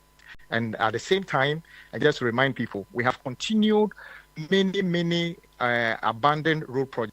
One of them is the Ofanko. We are continuing with the Kaswa project. We are continuing with the Adenta, Dodua, and we have added many. And we have urged every single contractor who was working during the previous regime to continue. We've never cancelled a single project. All of them are expected to continue working. Finally, you are in China. We know the president is there primarily because of the conference on women, but I suspect you are there for a different reason. Are you raising any money for any specific road projects on this leg of the China trip? Yes, as I said to you, the president is, as I speak to you, addressing the Ghana Presidential Investment Forum, which has attracted over 600 investors, and they are investors across all spectrum of our economy: mining, agriculture, AI, electronic vehicles, and everything. So the conference itself was about global leadership, focusing on women. But it's also focusing on women in business, women in construction, women in every aspect of our life. Yes, we are meeting. The president has already met a number of investors on roads and bridges and other things. Yes, some of them are already people working with us who want to increase their investment. So yes, it is a very positive outlook for the built environment in Ghana. All right, I'm sure we'll talk when you come back. Thank you for speaking to us. Honorable Governor Kwame Abuja is Minister for Roads, speaking to us from China, and we apologize if the line was a bit dodgy. Sky, when we come back after taking social media trends, we'll unpack some of the points. But I think the highlights: 40 billion cedis in road sector arrears, a chunk of 5 billion paid. He splits the payments, he splits the arrears into GOG and road fund and others. The 10 billion out of 22 is for new projects, so that's a different conversation. And they're also hinting that when they did the audit, it was good they didn't pay early, because they found out that the amounts may have been lower. And I think that corroborates the point the Deputy Finance Minister also made last week. So we are doing our best to keep up to taps with the issues you are raising on payments. This is the City Breakfast. It's 3 minutes past 8. Caleb, what's next? Bernard, we're bringing our listeners tech and social media trends, and that is sponsored by Telecel and First Bank Ghana. First Bank Ghana is rewarding smart banking. Use your First mobile app or dial *894# for your everyday expenses, and you stand a chance of winning 500 Ghana cedis cash every single week. If you are not yet a member of the First Bank Ghana family, initiate the account opening process with the same *894# or download the First mobile app. 0596 921 921 is the number to call if you have any questions. Edwin Kwakofi is joining us. Edwin, welcome. Good morning. Thank you very much, Bernard. So we start with some football news, and Benin, Nigeria, and South Africa are trending. Trending because of we'll find out which of these three countries makes it through to the World Cup automatically. The Nigerian fans are going crazy on social media, telling their players to step up because a nation of 250-ish million people shouldn't have any issues putting together a team that will qualify for the World Cup. And we'll come back to that number for our next trend. But obviously, Benin could qualify with a win or a draw if South Africa don't win and don't make up the 2-goal difference between them. Nigeria will qualify if they win by more than 2 goals, and South Africa fails to beat Rwanda. And South Africa will qualify with a win and Benin lose, or if Benin draw and they make up that 2-goal difference. I did statistics at Legon, but even with the B+ I got, I couldn't calculate it was too complicated. Like when it's like I ran out of paper. I was calculating Nigeria's chances. When I use all the equations, they work. Because the variables are too many. So I gave up. Yesterday I was trying to give you a few of those. If they score 3, this person has to score 1. If they lose 2, the yellow cards, the red cards. This one, if you want to give somebody an NSMQ question for problem of the day, what are the chances that Nigeria will win given that? Start work, don't finish.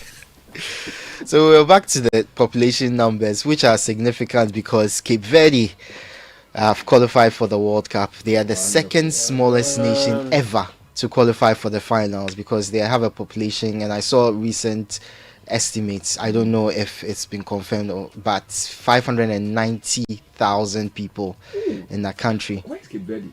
Where is Cape Verde? Cabo Verde. It's on the western coast of the African continent. So it's in Western Africa. It's an island. It's an island, small island. Yeah. In the western It always confuses me with Equatorial Guinea. Equatorial Guinea is near Gabon. Yes. But Cape Verde is also in West Africa. So it's a West African nation. Are we sure? It's an island, yes. It's not West African? No. I'm coming. No, it's not West African. Cape Verde is not West Africa? Yeah. It's much further south? No, it's off the West African coast. But it's not close. They are not part of ECOWAS? No. Oh, we want them to come and join us. Oh, okay. So they are behind Iceland, who have about 390,000 people. Are Iceland going? No, Iceland qualified in the previous. So for this year? For this year. They are the smallest? They are the smallest so far that have qualified. So like Ghana, they didn't qualify for the AFCON, so they are missing the AFCON to go to the World Cup. And they were grouped with Cameroon, Libya, and Angola. So that emphasizes how impressive their qualification was. Let's move to more football news. There's actually a video of a Nigerian guy just dying over Ghana. We got an excerpt, an audio. Well, probably we need to donate some points to them. It's really serious. They are really, really not happy. I watched Monday Night Football on DSTV yesterday in the afternoon. Shehun Odegbami and then Victor Ikpeba. Charlie, it was almost like tears to look at Ghana. They know what they have to do. Nigeria, look at what they are doing. It's really sad. It's very, very, very difficult. It's going to be more difficult if they see Ghana qualify for 2 successive World Cups. When they miss out, they miss out on the last one. They missed out on the last one because of us. They can join us. They can wear red, gold, green, and cheer. Anyway, let's continue. So Eddie Nketiah is in the trends because apparently the player wants to change. Sorry, Cape Verde is a member of ECOWAS. ECOWAS. Oh, thank you. It's off the western coast. Yes, Edmond Foley. So Cape Verde or Cabo Verde. Cabo Verde, which is the Green Cape. I think the meaning of that is a member of ECOWAS, and it is in West Africa. Okay. Yeah, that's beautiful. Thank you for that. Go on. Well, Eddie Nketiah is trending because apparently he wants to play for the Black Stars. No. We don't want him to play for the Black Stars. He doesn't want to play. He's not good, and when we needed him, he didn't show up. Eddie Nketiah is not good. Oh no, he's not good. Hold on. He's not good argument. He's okay. It's different from you don't want him to come and play. Is he better than Inaki Williams? No, I'm not saying he's better than Inaki Williams, but I'm simply saying don't say he's not good. But why are we doing Achunai? It's a lot. We wanted you to play for us for AFCON qualifier. You say you won't play. You will play for England. People have gone to struggle to qualify us for the World Cup. Then you want to come and play. Who should work for who should come and chop? The thing is this. If I don't come. The thing is this. Monkey the baboon they chop. When is the World Cup? June next year. There's a whole season in between. Still. Let's wait for that season. We should have pride We should have pride. Oh, I agree with you on the matter of the pride. I'm just saying, calm down. Who should work for who to chop? Useful talent, and he wants What to come talent? back. What talent? He hasn't started a game till he's not anything. He doesn't know anything. He don't want anything. You are being emotional. That's not fair. He's allowed to be emotional. Also, football is emotional. Emotion. No, but this is legitimate. decision making. If the guy has some useful talent, Akakra, you know that sometimes your emotions can help you make a decision instinctively. I agree. The guy should go and play for England. Just write him off because he rejected you before. If he's useful to So the team, you want a guy, me when you reject me, it pains me. I don't know about you, but me when I'm rejected, it pains but me. you're making a decision for Black Stars, not yourself. When I'm rejected, when you're rejected, when you reject me, they pay me. You don't take rejection easily. It really hurts me. We needed a Dinketia. He wasn't even. He was doing Arsenal like second striker. He said Ghana, whatever. Now we've qualified for World Cup. He wants to go and play. We don't want him. He should go and play for England. We will take our Iñaki like that, and we'll add Bright, the guy Coventry guy, Brandon Thomas Asante. We will take him. He should go and play for England. Well, the variables that are involved, the attack is actually Ghana's most packed area in terms of talent, so people don't see a way in. But they also say Iñaki rejected Ghana initially, and he was allowed in. So you see the selectivity. Iñaki play AFCON qualifier. He played everything. That's true. No, but you are bitter about him rejecting Ghana. He's not as good Somebody as else. He doesn't have any record. He hasn't done anything. Iñaki is far better. Oh, okay. Go on. Yeah, which because of that, Iñaki is also trending. So we move on from football to the NSS, and former NSA boss and his deputy, obviously NSA. National Service Secretariat. Yeah, Secretariat. So Osei Isibe Intri has been charged with, among other things, causing financial loss to the state, stealing, and money laundering. And Gifty or Mensa also charged with alleged misappropriation of state funds between February 2022 and March 2024. So people are saying Oral is at work because of the work Oral did to gather evidence and information before they were charged. Some are also talking about how long it's taking to put them before courts, but people just want justice and want people to pay for misappropriating state funds. So that case is going on. We'll bring you updates later. In tech news, YouTube has started vertical streams. Usually YouTube does landscape streams. Yes, so now they've turned to vertical streams because they want to challenge TikTok in the market. They've seen the success TikTok has had in vertical streaming. So eventually YouTube has moved from just a normal streaming platform to having shorts, which are also challenging TikTok, Instagram, and Snapchat as well. And then having the vertical streams for people who like to stream on the go. My worry is a whole generation of people are consuming information in very short bits. Yes. And also it's very, what's the word I want to use? Sensationalist in a way. So it's almost like there's no real recourse to depth and long reading. Yeah, a lot of clickbaiting. Yeah, and I listened to a very disturbing podcast yesterday where they were talking to a scientist about whether 3-year-olds should even give him mobile phones. And somebody apparently had done some alleged research to show that there were advantages. You know, so I was like, hey, Charlie, this is our society, because now you're reading a whole newspaper. But you can find advantages to everything. The fact is that do the disadvantages outweigh the advantages that exist? And I don't believe the advantages of giving phones to 3-year-olds outweigh the disadvantages that exist. So I don't think it's a good idea. But so this verticals, you mean they take the picture in portrait? In portrait, so you can stream while on the move. You don't have to hold your phone this way. Landscape form for people who are watching. You don't have to hold your phone this way, which is a little inconvenient for people. So which is the most popular vertical shorts platform? Definitely TikTok. TikTok. Yes. Okay. Followed by Instagram. So even YouTube is not. No. YouTube has not caught up. But so they've done a lot of work in the last couple of years to try and catch up. Yes, to try and catch up. So that means that more content on the go. Definitely. More content on the go. Definitely. And it also aids in people who like to cut up their videos into shorts, because now you have you basically don't have to convert into a vertical form. It's always vertical, so easy to transform to shorts. Thank you very much, Edwin, all the time. Second social media trends was the segment.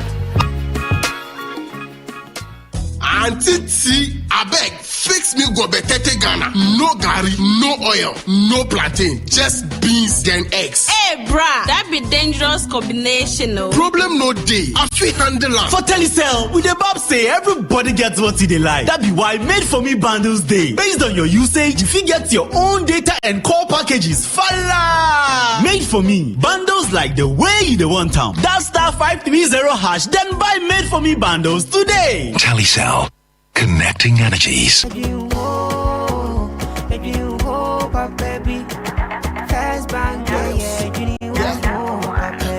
looking for a bank to rely on. Let me give you a shoulder to lie on. Wouldn't we say to bank baby? No lie, only one place where I get my eye on. Make I introduce you all to First Bank, the best services in the world, first rank. Customer service, everything is well planned. I make music, I travel, I sell land. They be my reserve tank. Cause every time I know my money's safe. Universal banking ain't in me here on the date. I'm a busy person, me no need time to wait. Now I got to Spain, even when I'm in the States. My me blue shirt. But tell me office a chilly, but who cares? Cause I bank with the best. I'm lucky, I'm too blessed. When it comes to First Bank, it's too west. Everything is you first. Nobody feed do I'm like us. Do I'm like us. First Bank we treat you first. Treat you first.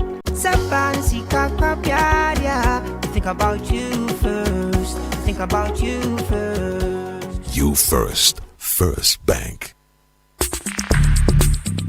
Join the conversation on the City Breakfast Show on Facebook at facebook.com/City97.3, Twitter at twitter.com/City973, and Instagram at instagram.com/City973 with the hashtag CityCBS.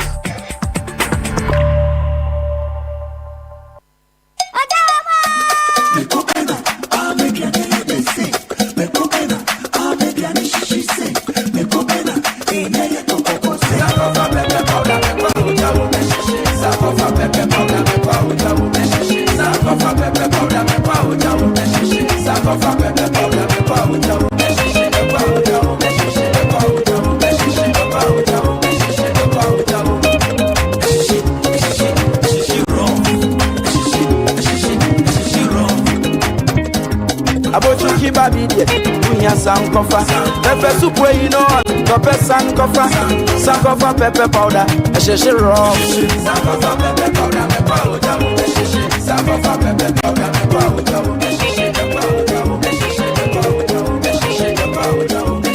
powder sankofa pepper powder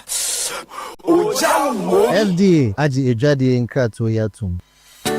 This October, Northern Ghana takes center stage. Get ready for the Northern Business Fair 2025, the ultimate one-stop shop for everything made in Ghana in the Savannah, Northern, Northeast, Upper East, and Upper West regions. From hand-woven smocks and intricate crafts to modern manufacturing, innovative packaging of made-in-Ghana products, and thriving homegrown businesses, it's a vibrant celebration of talent, innovation, and authenticity. Brought to you by Channel 1 TV and 97.3 Citi FM, it's the biggest trade fair showcasing Kenyan SMEs, startups, research bodies, and indigenous brands making waves across the nation. It's happening on Saturday the 25th and Sunday the 26th of October 2025 at the Tamale Sports Stadium. The time is 9 a.m. to 6 p.m. daily. Want to exhibit? Call 0205-973-973 today and book your space. Don't just hear about it, see it, experience it, and live it. The Northern Business Fair,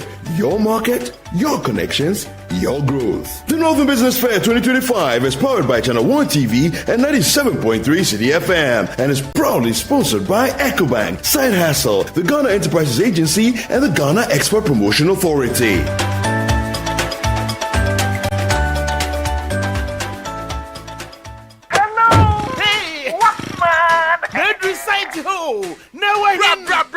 Nexus cable metal I want to the biomo. Nexus cable metal metal fossil, eto flexible, and a conduit cable 5,000 cedis biara or 1Q distributor, and I want retailer biara wa. Joe receipt, and I invoice for phone. Let your invoice and I receipt a picture. For WhatsApp numbers 055 255 7781 and 053 101 8643. Damadana! Obey Sika! Womo do. The send your phone able to invoice picture. Able to use to distribute an any phone. Let's send invoice. Them Sikana. About wow phone no do. So Nexans cable. Or ISO certified. Made in Ghana Papa B. To invoice you go WhatsApp numbers there. Now what's Rebecca cashback? Where you more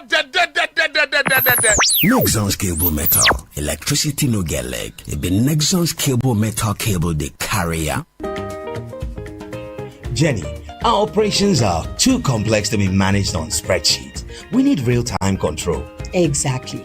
That's why companies like ours are moving to Sage ERP 300. It integrates finance, procurement, inventory, and project costing across all departments. I've seen it work. Multi-location reporting, consolidated dashboards, even intercompany transactions, all seamless. And the best part? Trust Consult handles everything. Deployment, training, and support. They are Sage's certified partner here in Ghana. Perfect. Let's contact them today.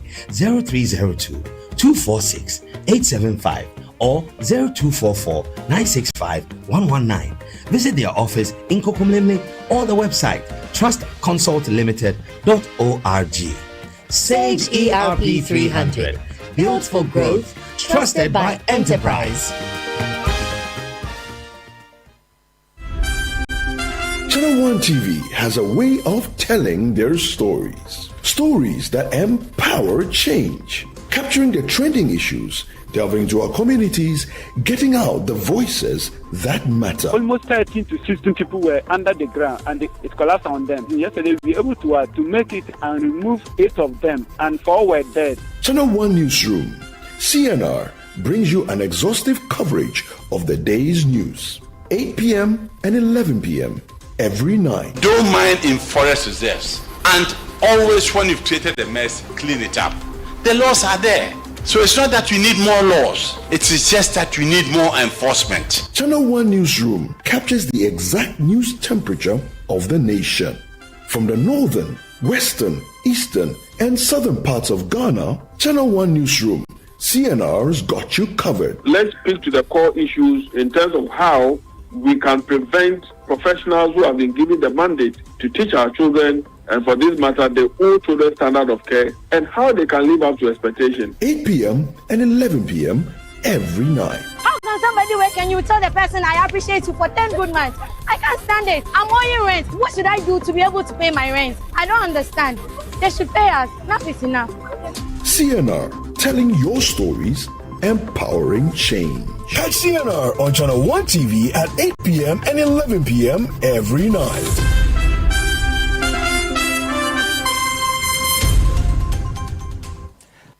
Australia is back. Did you know that Australia is home to highly educated workers? Yes, you can also live your dream in Australia with the right academic qualifications. Best Education Services, in collaboration with the Australian High Commission, invites you to the Best Education Study in Australia Fair 2025. Come and explore undergraduate and postgraduate study options, paid internships, partial scholarships, and learn more about the post-study work permit. Date, Saturday, 25th October, the Australian High Commission, Accra. To register, call or WhatsApp 025-6299-707. Again, 025-6299-707. The Best Education Study in Australia Fair is organized in collaboration with the Australian High Commission, Accra. This is the City Breakfast Show, the city's biggest conversation. The City Breakfast Show. Rise above the noise.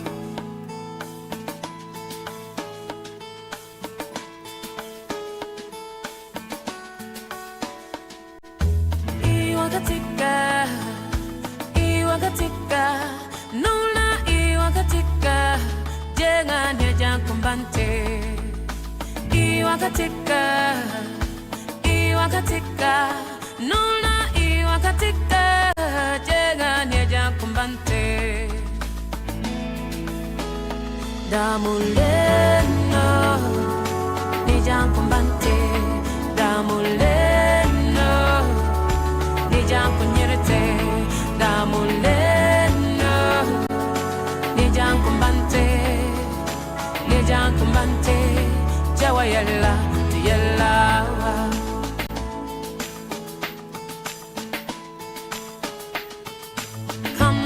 8:25 on the City Breakfast Show. Yes. And today is Tuesday. It's the 14th day of October. A few quick announcements before we come back. If you're looking for a best of flavor in every sip, please discover the refreshing taste of Piva beverages. We've got Piva Cola, Piva Beverage, Piva Orange, Piva Cocktail, and Piva Tangy. Did I say Piva Beverage? Yes. Piva Grape instead. So grab yours today. It's available at a local store near you. 0550-032-231. Piva Beverages, a taste you will love. Now, the 13th edition of the HR Focus Africa Conference and Awards is happening live on Friday, the 17th of October 2025 at the Accra International Conference Center. It starts at 8:30 a.m. sharp. Join the HR practitioners and business leaders from across Africa for a full day of insights, innovation, and networking, all under the theme Equity, Innovation, and Impact, Reimagining Work and Talent in Africa's Emerging Future. Ticket rates are universal members in person 600 Ghana cedis, virtual 306. That's exclusive of 30% discount, and non-members in person 1,100, virtual 510. You don't want to miss the prestigious award ceremony at 1 p.m. same day, where over 30 outstanding HR teams from organizations across Ghana will be celebrated. It's the 19th. Visit hrfocusevents.com for more. 050-9620-204 is the number to call. 0509-620-204. Get tickets, submit nominations today. It's sponsored by TGT Africa, Mest Africa, Casapreco, and a host of others. Media partner is Citi FM. So picture yourself, you finally got that chance with your long-term crush. You invite her over for a home-cooked candlelit dinner. She accepts it. The day comes, everything is set. Jollof is cooked to perfection. Wine is chilled. AC is on. Your phone rings. She's 5 minutes away. You hang up, check yourself in the mirror, and then the light just goes off. Any day but today, right? D&J understands that some moments just should never be interrupted. That's why we keep your world powered with reliable generators, solar energy, and UPS solutions, so the power never stops. G&J is your go-to for total energy solutions. Visit our website gjtechghana.com. G&J, your energy partner. So Ghana's fintech space is growing fast, but how ready are we for the future of digital credit and digital assets? Join Mobile Money Limited together with Imani Center for Policy and Education and the Institute of Statistical, Social and Economic Research, ISA, for the 2025 Fintech Stakeholder Forum this Wednesday, October 15, 2025 from 9:30 a.m. to 12 p.m. is themed Harnessing Fintech Potential, Regulatory Frameworks for Digital Credit and Digital Assets. All the people who matter in the space will come, so catch the conversation live. It will be on Citi FM as well, and Momo from MTNG8 at Momo from MTNG8 social media pages, Facebook, Instagram and YouTube. Good morning, Ghana. Kickstart your day with the irresistible chocolatey goodness of Twitsco, enriched with Enerfort, a combination of energy-boosting minerals and vitamins, including B vitamins, vitamin C, D, iron, and many more. At just 2 Ghana cedis, you can treat yourself and your little ones to a rich, delightful chocolatey taste of Twitsco and power that dream. Simply mix with water, add milk, stir, and enjoy. The kids can't get enough. Go straight to the nearest store. Grab yours today. Twitsco, power your dream.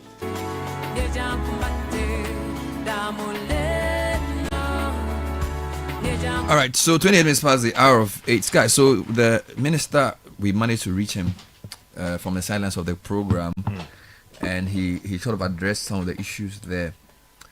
I don't know where I think you were right when you said that they should have addressed the Minister for Roads, which they rightly did, and he's also explained what they are doing. Does that give a bit of respite? The arrears were 40, they've paid 5. He says that other payments will be made, and that when Parliament resumes, he will give a schedule of the payments. And then he spoke about new projects, 10 billion for big push of which most are roads. So essentially paying for finished work and also committing to new work to be done. I don't know whether that it addresses the urgency of the matter you raised yesterday. I would say that it's good at least that we've heard the minister speak on the matter. That is encouraging. He's given indications that they are working around the clock to resolve the issues that I've raised and the ones raised by the contractors in that letter. But with the greatest respect, I don't think it is enough because, as you yourself just pointed out, and according to the minister, 40 billion in arrears, only 5 or maybe 4 has been 5 billion. 5 billion. I mean, that's negligible, isn't it? 1/8. Yeah, that's. I mean, really, and you see, the letter that we have seen conveys the true feelings of majority of the contractors we have in the country. Mm-hmm. And no country should put its, entrepreneurs, investors, businesses, private citizens through that kind of toil. Listen to the tone of the letter. Of course, they did the right thing by, first of all, commending the government for what they say they are doing in order to restructure the economy and debt payment and all of that. But the core of the issue they raise is what's happening to their assets, what's happening to jobs, what's happening to, their credit worthiness, because banks are after them. And I am having to respond repeatedly to, demand notices being filed left, right, and center from banks which want their money because people have worked for years, and for some reason government is simply saying we can't pay. And in some cases, they are insisting that if you want payment done to you, you have to get a haircut. I mean, look, you have worked for years, banks are after you, your workers after you, SNIT, as they have rightly stated, is coming after them because in some cases they are unable to make their pay SNIT contributions. And the money that the government owes you, you want that money paid to you so that you can go and deal with some of these outstanding obligations. The government or people in government are negotiating that, look, we want you to accept a haircut in the sense that this money is too much. Let's recalibrate the amount so that we'll pay you some of what we are owed you, and that should settle the matter. I mean, in what economy should this be allowed to continue? But I think you admit that some of the challenges are because of lack of trust between the two administrations, because the point he makes is that when transition was happening, there was a certain expectation of the amount of arrears, but it turns out that following that, the arrears and the amounts were bigger. So I feel like for going forward, we need to also tighten the transition process so people get a clearer picture of the issues.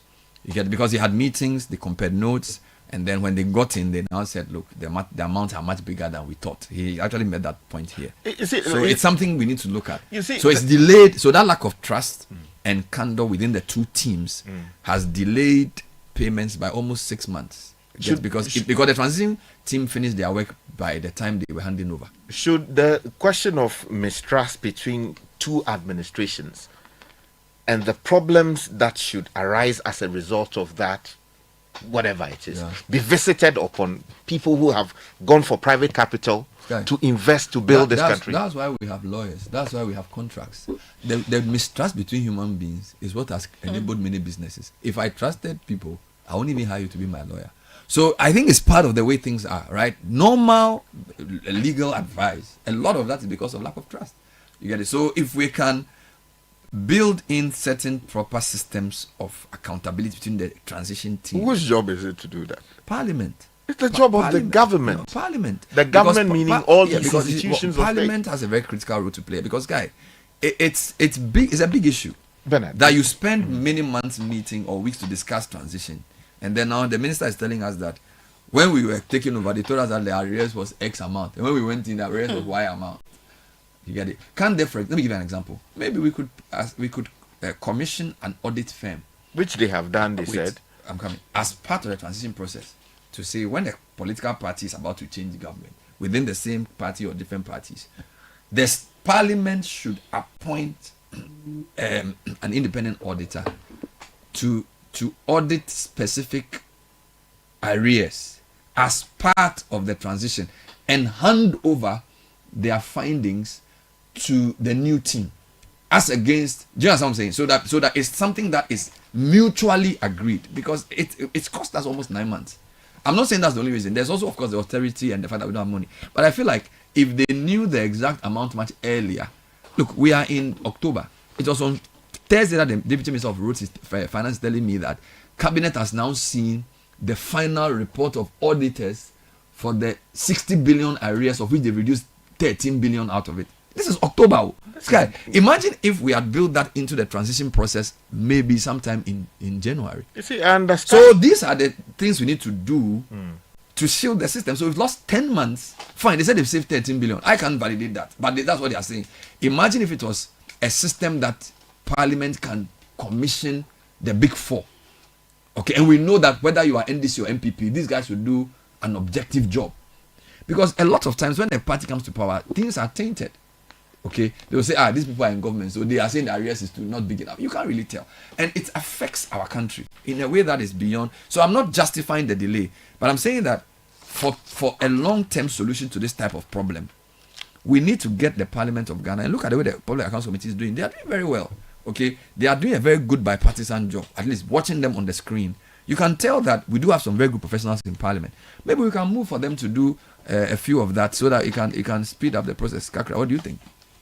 Well, I mean, it raises for me the question about the relevance of some certain institutions. Why we go through a transition only to find out that there's what a bigger hole than we thought. Mm-hmm. It raises the question of transparency, and unfortunately for us, we are stuck between two political parties who, when they're in power, when they're in office, behave in similar fashion. So what was the point of a transition?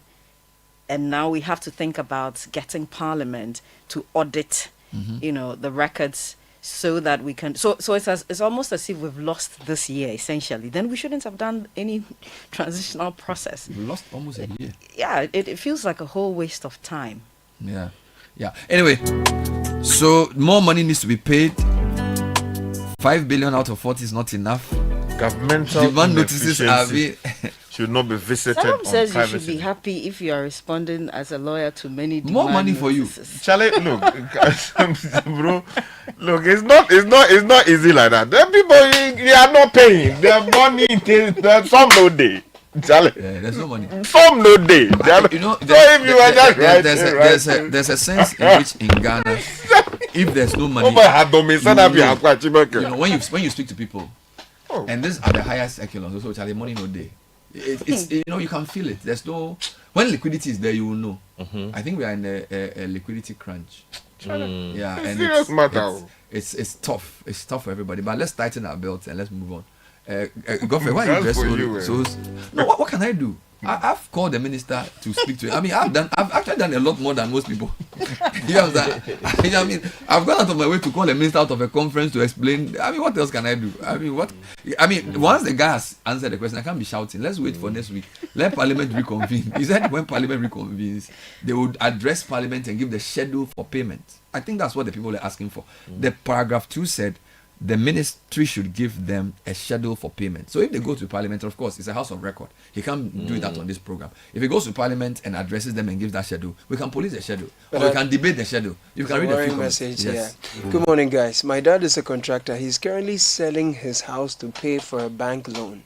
All his workers are struggling to make a living. He's the hardest and honorable working man I know. He doesn't joke with the quality of his work. He's delivered many projects for different governments. It's sad how governments don't promote and help private businesses. We read a story today that a school had been locked up because 14 years after the contractor finished, he hadn't been paid. That's amazing. So 2010 or 2011. 14 years now.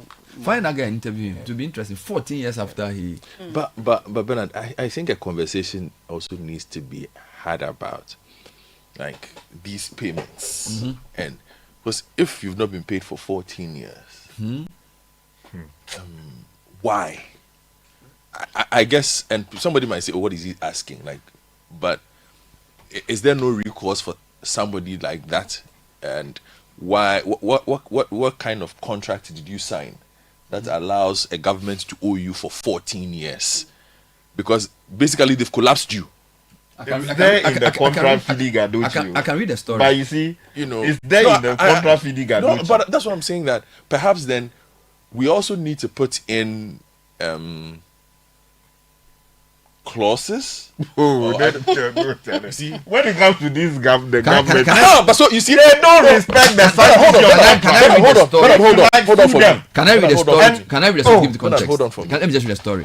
Contractor lost Odobin SHS classroom block over 14 years and paid debt. Akwesiado, Central Regional Correspondent. Academic activities at Odobin Senior High School in Sukuma Odobin Brakwa have come to a standstill after a contractor locked up an 8-unit classroom block over unpaid debt. The contractor, Kofi Jansa, CEO of Rolga Construction Limited, said a school's PTA awarded him the contract in 2010, but has since failed to pay him for the work done. Despite the facility being about 90% complete, the school has reportedly been using it since 2012 without settling the outstanding payment. According to Mr. Jansa, quote, every effort to retrieve the money yielded no positive results. They keep giving me excuses one after the other. He explained that the introduction of the free SHS policy and the subsequent dissolution of the PTA may have contributed to the delay in payment. Quote, the contract was awarded to me by the PTA, but the government dissolved the association after introducing the free SHS, and I was expecting the government to absorb the debt, but it didn't happen. But that didn't happen. So last year, I tried to lock the facility, but government officials pleaded that I should wait until after the elections and they would pay me. Yet I have not been paid a dime as we speak. While he did not disclose the exact amount owed, Mr. Jansa described the sum as several millions of Ghana cedis. The contractor has now taken control of the building and cordoned it off, halting lessons for hundreds of students. He also warned that he would take legal action against the school authorities if they attempt to break into the building or continue using it. They have been using the building, which is 90% complete, since 2012. The issue, that itself is illegal. So I am not expecting them to go back into it until I'm paid. Otherwise, I'll use legal action against the school. The construction of the 8-unit classroom block has significantly boosted the school's admission capacity, increasing enrollment from about 200 to over 1,800 students, and enabling the introduction of additional academic programs. So my question comes in then. You see that space between the contract being awarded by the PTA, policy changing, and him assuming that the government will absorb that. Government begging, or the authorities begging. Because here's the thing. The validation process that the government has to go through, perhaps with how the contract was awarded, because how government awards its contract is very different from how a private entity or a PTA will award its contract. The processes are completely different. Can government take over PTA debt? You see, so you see the nuance here. It's a complicated so matter. You can see. That's what I'm saying. But it's a good case study, which is why I'm saying that some of these debts, because for instance, if we've seen, this is not a new case, we've seen a lot of the contractors lock up government sponsored. Yes, that's what I'm saying. Lock up government schools. Now you can't sell the school to offset the cost because it's government land. You can't sell school. Who are you selling the school to? Well, I mean, if you go through the proper processes, no, there's no court. There's no court in Ghana that is going to allow you to sell a government school to offset your debt. A judge will look at the school and say, promotion. I mean, they don't mind that. That's the point I'm making. It will be a difficult decision. The system looks to be designed to frustrate the people who are supposed to be paid. And also I also think perhaps for the people on that side, not all of them, some of them, most of them play the political game. No, don't use most. Say some. That's what I said. Okay, some of them play the political game. So the manner of getting the contracts, because maybe he knows people somewhere. But should that matter? Has the person done the work? No. You see, no, he's talking about the process. See, Sky, don't forget the Ministry of Finance is saying from now every debt, every contract you sign which has implication on the Ghana budget, they have to validate it. Now look at this case study. A PTA has gone to incur a debt on behalf of a school. The school which is a government under school. GES. So they could well say GES government should pay, right? And then they may add it to a bunch of things that the Ministry of Education now asks the finance ministry to pay. So if you're a finance minister, I say, how on earth am I paying for a school where the processes under which the contract was signed by the PTA and this guy were not even clear? You get it? So it's a build-up of things. So we shouldn't use it. I think that it is a very good case study of how a lot of government debt is incurred And which why some people say that they even overprice it. I lost Because it. if the process for story awarding the told you contract in that- is not even right, in how do one you know that the sentence, amount is right? You were told in Yes. clear terms the impact of that project on enrollment into the school. Very good. Right? Yes. Any responsible government that cares about education, that cares about producing the right human capital for the people of Ghana, will go and investigate, look into it. but- What is the issue, right? Look, Bernard, I The understand. issue is the SHS. But if explain the issue. No, hold on. And so don't forget, let's assume I spent 1 million cedis on this 8-unit classroom block in 2011. Then the people were supposed to pay me in 3 years. They haven't paid. Then the the government then. Meanwhile, the money is accruing interest. And don't forget 2011. So there was NDC government down to 2016. The story is even incomplete because 2016 was when MPP came. So to even blame free 2017. SHS and PTA dissolution is not even the full story. Because if a school project has finished in 2011, what happened between 2012 to 2016? Bernard, Now you are saying that in 2017, 2018, when PTA was abolished, that's why they couldn't pay. For- And therefore, the new government, the then government said when they finish the election, there's a cock and bull story even. No, Bernard, you can't dismiss So what it happened just between like that. 2012 and 2016? It could well be the facts because I know people who have not been paid for 20 years in some cases. 20 years, people who supplied vehicles to the state of Ghana, the Republic of Ghana, Yes. back and forth. In some cases, 30 years they have not been paid. Yes. And you know what government does? Look.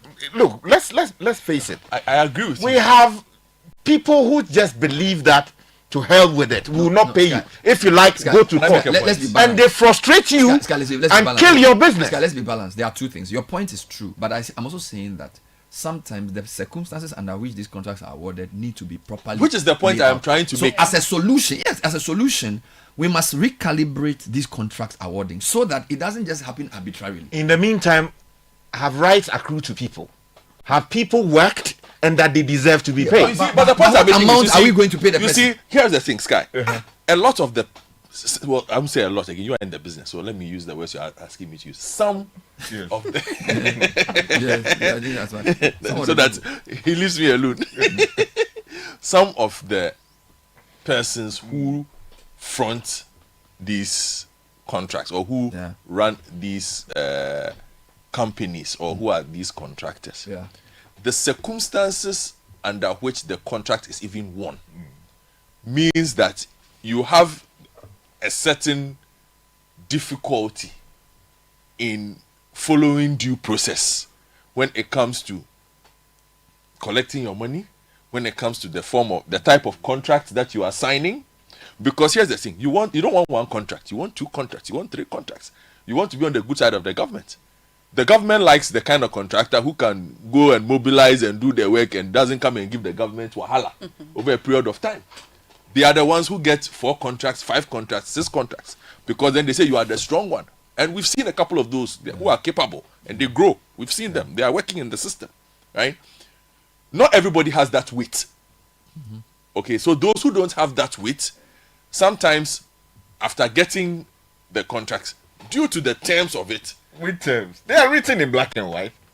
Sky, if you are the minister, Sky. So if you are what is the difficulty then in making claims? No, it is not a difficult. You see, people just sit at the ministry in many cases and decide they won't pay. No. If you don't grease their palms. That is They also there. I want to show you what the No, Sky, this yes, is that 20, is also there. Sky, this is And you see- 2011. I'm coming on. 2011 to 2025 is 14 years.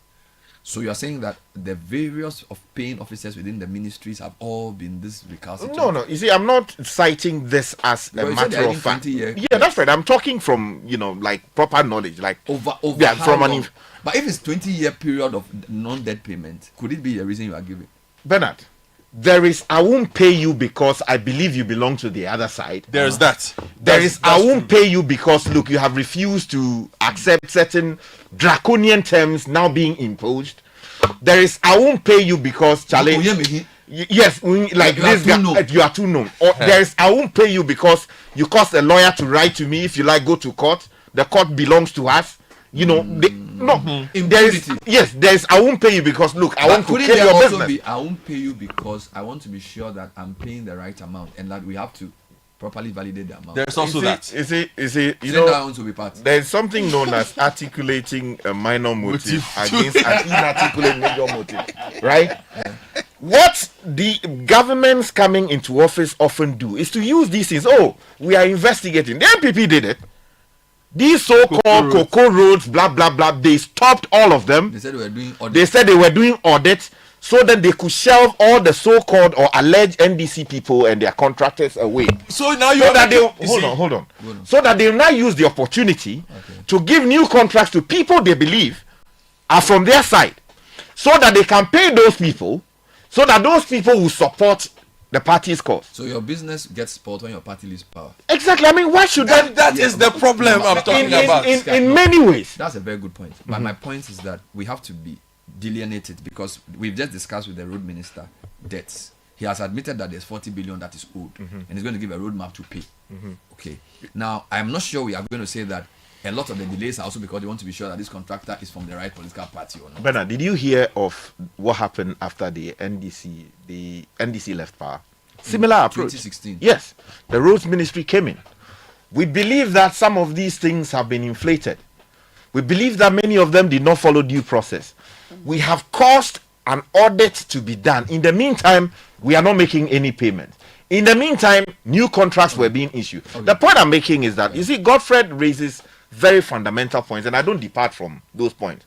But you see, my basic position is that, look, there's sanctity of contract, and once contracts have been signed and performed, you as a party to the contract, you have an obligation to fulfill the terms of the contract. But you also, what people are doing, officer, have an obligation to apply due care.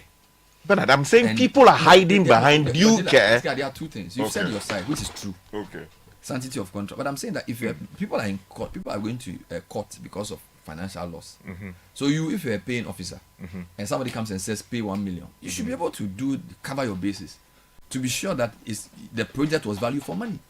Do you hear from them? Do you hear from them? All these governments which have done these things, the same approach being adopted when they are giving new contracts and making payments that they have commissioned. What do you call it? But I just explained to you the issue of political trust, because we also do know that politicians give contracts to people they like and they pad it. Okay, so if we are sitting here today and the government is telling us that they saved 13 billion cedis from auditing, and they claim they used one of the big four firms to do an audit, and they are actually going to present it to Parliament. According to the Deputy Finance Minister, they presented it to Cabinet and it will be given to Parliament. So don't forget the cocoa rules. People are asking also for the audit report. So I am saying that we should also say that because people politically do things because of political expediency, we should also overlook the need for these kinds of audits. Then let's disband the various institutions. You see, the government contracts are not just awarded like that and people go to sleep. There is a department in the roads department, for instance. There's an institute, what do you call it? An internal institution whose job it is to go out there, take notes, right? Validate every claim. If you raise a certificate, a contractor raises a certificate, his job is to go there and say, okay, you say that you have done 20% of the job. Okay, you go and do the audit, right? Take photographs, all these things, write a report, raise that report, that will go to the appropriate officer. That, okay, this is the claim made, this is our assessment. There is a tallies, and therefore raise the requisite memo, let it go forward so that eventually the minister will minute on it. It will go to the appropriate department for validation, and payment will be made, releases will be made, and so all. You're saying that is built into the process? Look, at every step of the way. This is why we say politics destroys institutions. Because what we've done in Ghana. So we should use our money to contract some new auditor to do some job that ought to have been done. You that, you see, so what we've done is that the political motive even means that the guy doing the validation you're saying may not have even done it well, or the new government doesn't believe he did it properly. Because if a minister is so determined to do the wrong thing, or if an administrator is so determined to do the wrong thing, they can have all those perfunctory checks, but they can still overprice contracts. You get it? So I keep saying that we need to go back to Parliament because Parliament is bipartisan. They are the ones who can bridge the gap, because the two administrations, the lack of trust is costing all of us money. But we also know that people too part contracts and they steal the state's resources, and we also have to catch them. So we have to have a balanced approach to this matter. But we in pushing that pay them, we also should not forget that you don't want to pay people who haven't done any work. But Bernard, if you pay people and you know very well that the facts eventually establish that someone okayed the payment, that ought not to have been made, or someone charge you for a certain amount, and ideally that ought not have been part of the charges imposed on you as a government, you have the liberty to prosecute the person. Go that long route. And the money you already have. See, look at you don't even have the money. You are doing austerity. Now you are going to pay somebody, and then when you finish, go and chase him for overpayment. But jobs are dying. Oh, my brother. Contractors are suffering hypertension. People are visiting, it's a very serious matter I'm raising. The contractors are suffering because, look, I'm not even going there. Everybody is suffering. But if you are suffering, you identify with me. I'm suffering. No, I don't think you are suffering. No, I'm saying that, you see, I agree with your point that not paying contractors affects everybody else, but we've done a lot of work in the past 2 days to tell you what's going on. You were told that 40 billion, right? Yes. Only 4 billion or 5 billion has been paid. I mean, that is completely unacceptable. Over what period? The man says that when he goes to Parliament next week, he's going to give a schedule for the rest of the payment. That's all just good. Yeah, but he's going to Parliament. Is it? Are you talking? Bernard, you see, look, maybe I know enough to know that. No, I think you know too much, so it's affecting you. Let me read some messages for you. There's a proverb that says, "We will know the height of the frog when it dies. After the government exits, we will still see unpaid contracts." See, when you've genuinely tendered for a contract, won and are giving the contract, and you work but don't get payments on time, then you come on radio to defend with English. Shaking my head. Oh, Charlie, someone's very upset. Mr. Akudo, yes? Why are you surprised with the 14 years? There are several thousands of such in the system, and these are contracts that have undergone competitive tendering processes, sets validated and approved. The state itself is not a business enabler. The state itself is not a business enabler because, you see, the manner of most of these things, and Sky, since you are the expert on this, is clientelism and transactionalism. Yeah. And that is what nobody wants to talk about. The contractors will lie about it, and you who represents them won't also open up about it. But it is hold on. You can hold whatever it is. I think very strong. Let him finish. Let him finish. No, you can say that in some realm. But you are talking about me sitting here. No. I say you know. I didn't say that you are participating. So make that you are the expert. Make it clear. I'm making it clear. Yes. My point is, I'm here. It is my interest that is affected. I have a right to protest. As the resident expert on this matter, I think you are too aggressive on this issue. As the resident expert on this matter, I am saying that you understand that a chunk of these agreements are born out of clientelism and transactionalism. Yes. So it becomes very difficult. Yes. At a point to even engage on the basis of merit. Thank you. And most of these things we all know. Some of them look. Let's not pretend we don't know which major contracting companies in this country are affiliated with political parties. In fact, yesterday let's not pretend we don't know. We can do it on this show. One of my guests said something. One of my guests on TV said something. He said let's not pretend about this. Study of the telecom laws, and he says he'll be surprised if a lot of the telco companies don't have a sort of an untold relationship with government because the excessive power of the government in the supervising, in the NC and all those things, it's going to be difficult for you to be a large player and not cozy out politicians. And I think we can say the same for the contractors as well. If I hear somebody from the road sector says, "Bernard, good morning. Government is always flexing. The contractors sign the contract with the government and not the political party. The contractors are bullied and are afraid of not getting further jobs if they try to litigate. How long can it take a government to audit projects? It's an excuse the political parties always use." So this seems to agree with your point. Let me read more messages. Let's read more, yeah. Okay, I think we have. Yeah, so the length of the frog has been determined after the frog. But before you, are you going on a break? I wanted to tell you something about the road. Raise a quick complaint. Yes, on the road, yes. Yes. I beg you. Which road? Since we're on the road, I want to bring attention of the Adabraka MTTD, Abusio Kain MTTD, Kaneshi MTTD, Agbogloshi, MTTD, What's happening whichever there? MTTD now include. This interchange that we have spent millions of dollars to construct. Look, we have Obechebi. We have allowed convenience to get in the way of being sensible. Look, the underbridge of, if I can call it an underbridge of that thing, at the junction that allows you to enter Agbogloshi, has turned into something that nobody understands. Now, if you are from Agbogloshi and you are entering, you're supposed to enter, look left. There's a car coming from that side. So you wait. If the car, you give way to traffic on your left. And then you enter, right? Now, that entire enclave has been turned into an Okada station. Oh my God. So the Okadas, we know, don't obey traffic rules in this country. So the Okadas are moving left and right. Meanwhile, your left, once you make that bend to join the road They are driving towards against traffic. Yes, it's supposed to, And the Pragia. and the Pragias Why? as well. I don't know what is going on there. Obechebilamte and the, Yes, the bottom. the bottom part. This is the They are Agbogloshi just intersection. misbehaving. It's turned completely into, and it's turned into a mini trotro station as well. So the trotros now stop to load in the roundabout. In the roundabout. How? Now, a few meters away, you know, when if you are joining the graphic road side, the graphic road side too, as soon as you make, they blocked it. It's a the trotros now stop there. Didn't they do a bus stop for them? They didn't. Why didn't they do a bus I don't stop? know. But why should there be bus stops there? There are other bus stops. The bus stop is further ahead, and they don't want to use walk. it. People don't want to move. Oh God. So here's the situation. So those from Kaneshie, as soon as you are from the top of the flyover, as soon as you get down, you are driving down. The part of the road that meets traffic just like it's where the trotros stop. Yeah, that's what happens at Circle. Yes, that is where the trotros stop. That is not safe. So if you are coming for using the graphic road curve to join that one, if you don't take it, you might just run into a trotro that has stopped. Yeah. Right there. Yeah. Or that trotro, because it has stopped, for you to avoid hitting it, you have to veer off the road. No, you have to veer into the lane of those coming from the flyover. Thing they've done less than a year ago, and they are misbehaving. Like I'm about to add the third one. Oh God!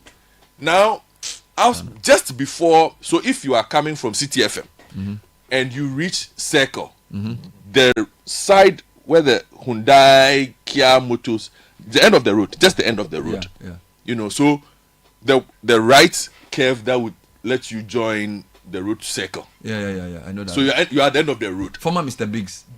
No, this one you are just at the end of the road. So from Graphic Road, Yeah. after MTN, where the old MTN used to be. Yes, it's where the old MTN building used to be. Just here. Headed towards Pampro. Graphic Road. That is also part of the roundabout, right? The under. It's also been turned into a trotro, a loading dock.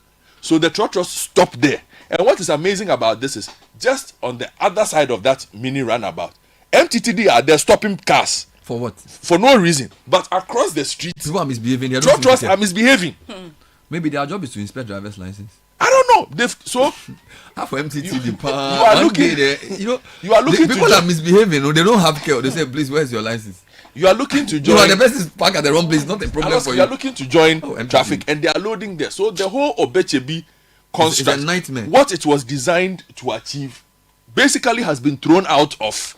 You know, I remember you said that you were not very optimistic that thing I told will change. You, it will not change anything. It hasn't changed anything. In fact, it has. But those of you who use the top is better. Which one is when better? You are from Circle top and you are going to former ICGC, at least that one there you don't pass under. But you see, you know what the problem that has emerged also, because you've complained about this thing. You know, there isn't supposed to be traffic when you descend the flyover, but now there's consistent traffic. Why? Because the Zongo Junction Road that you always complain about has never been fixed. Yeah. Oh God. So you drive happily down, boom, traffic. Like with a huge pothole by the traffic light. Look, the ICGC side, it's a whole, junction. It's a complete nightmare. So what is it? It's a complete design nightmare.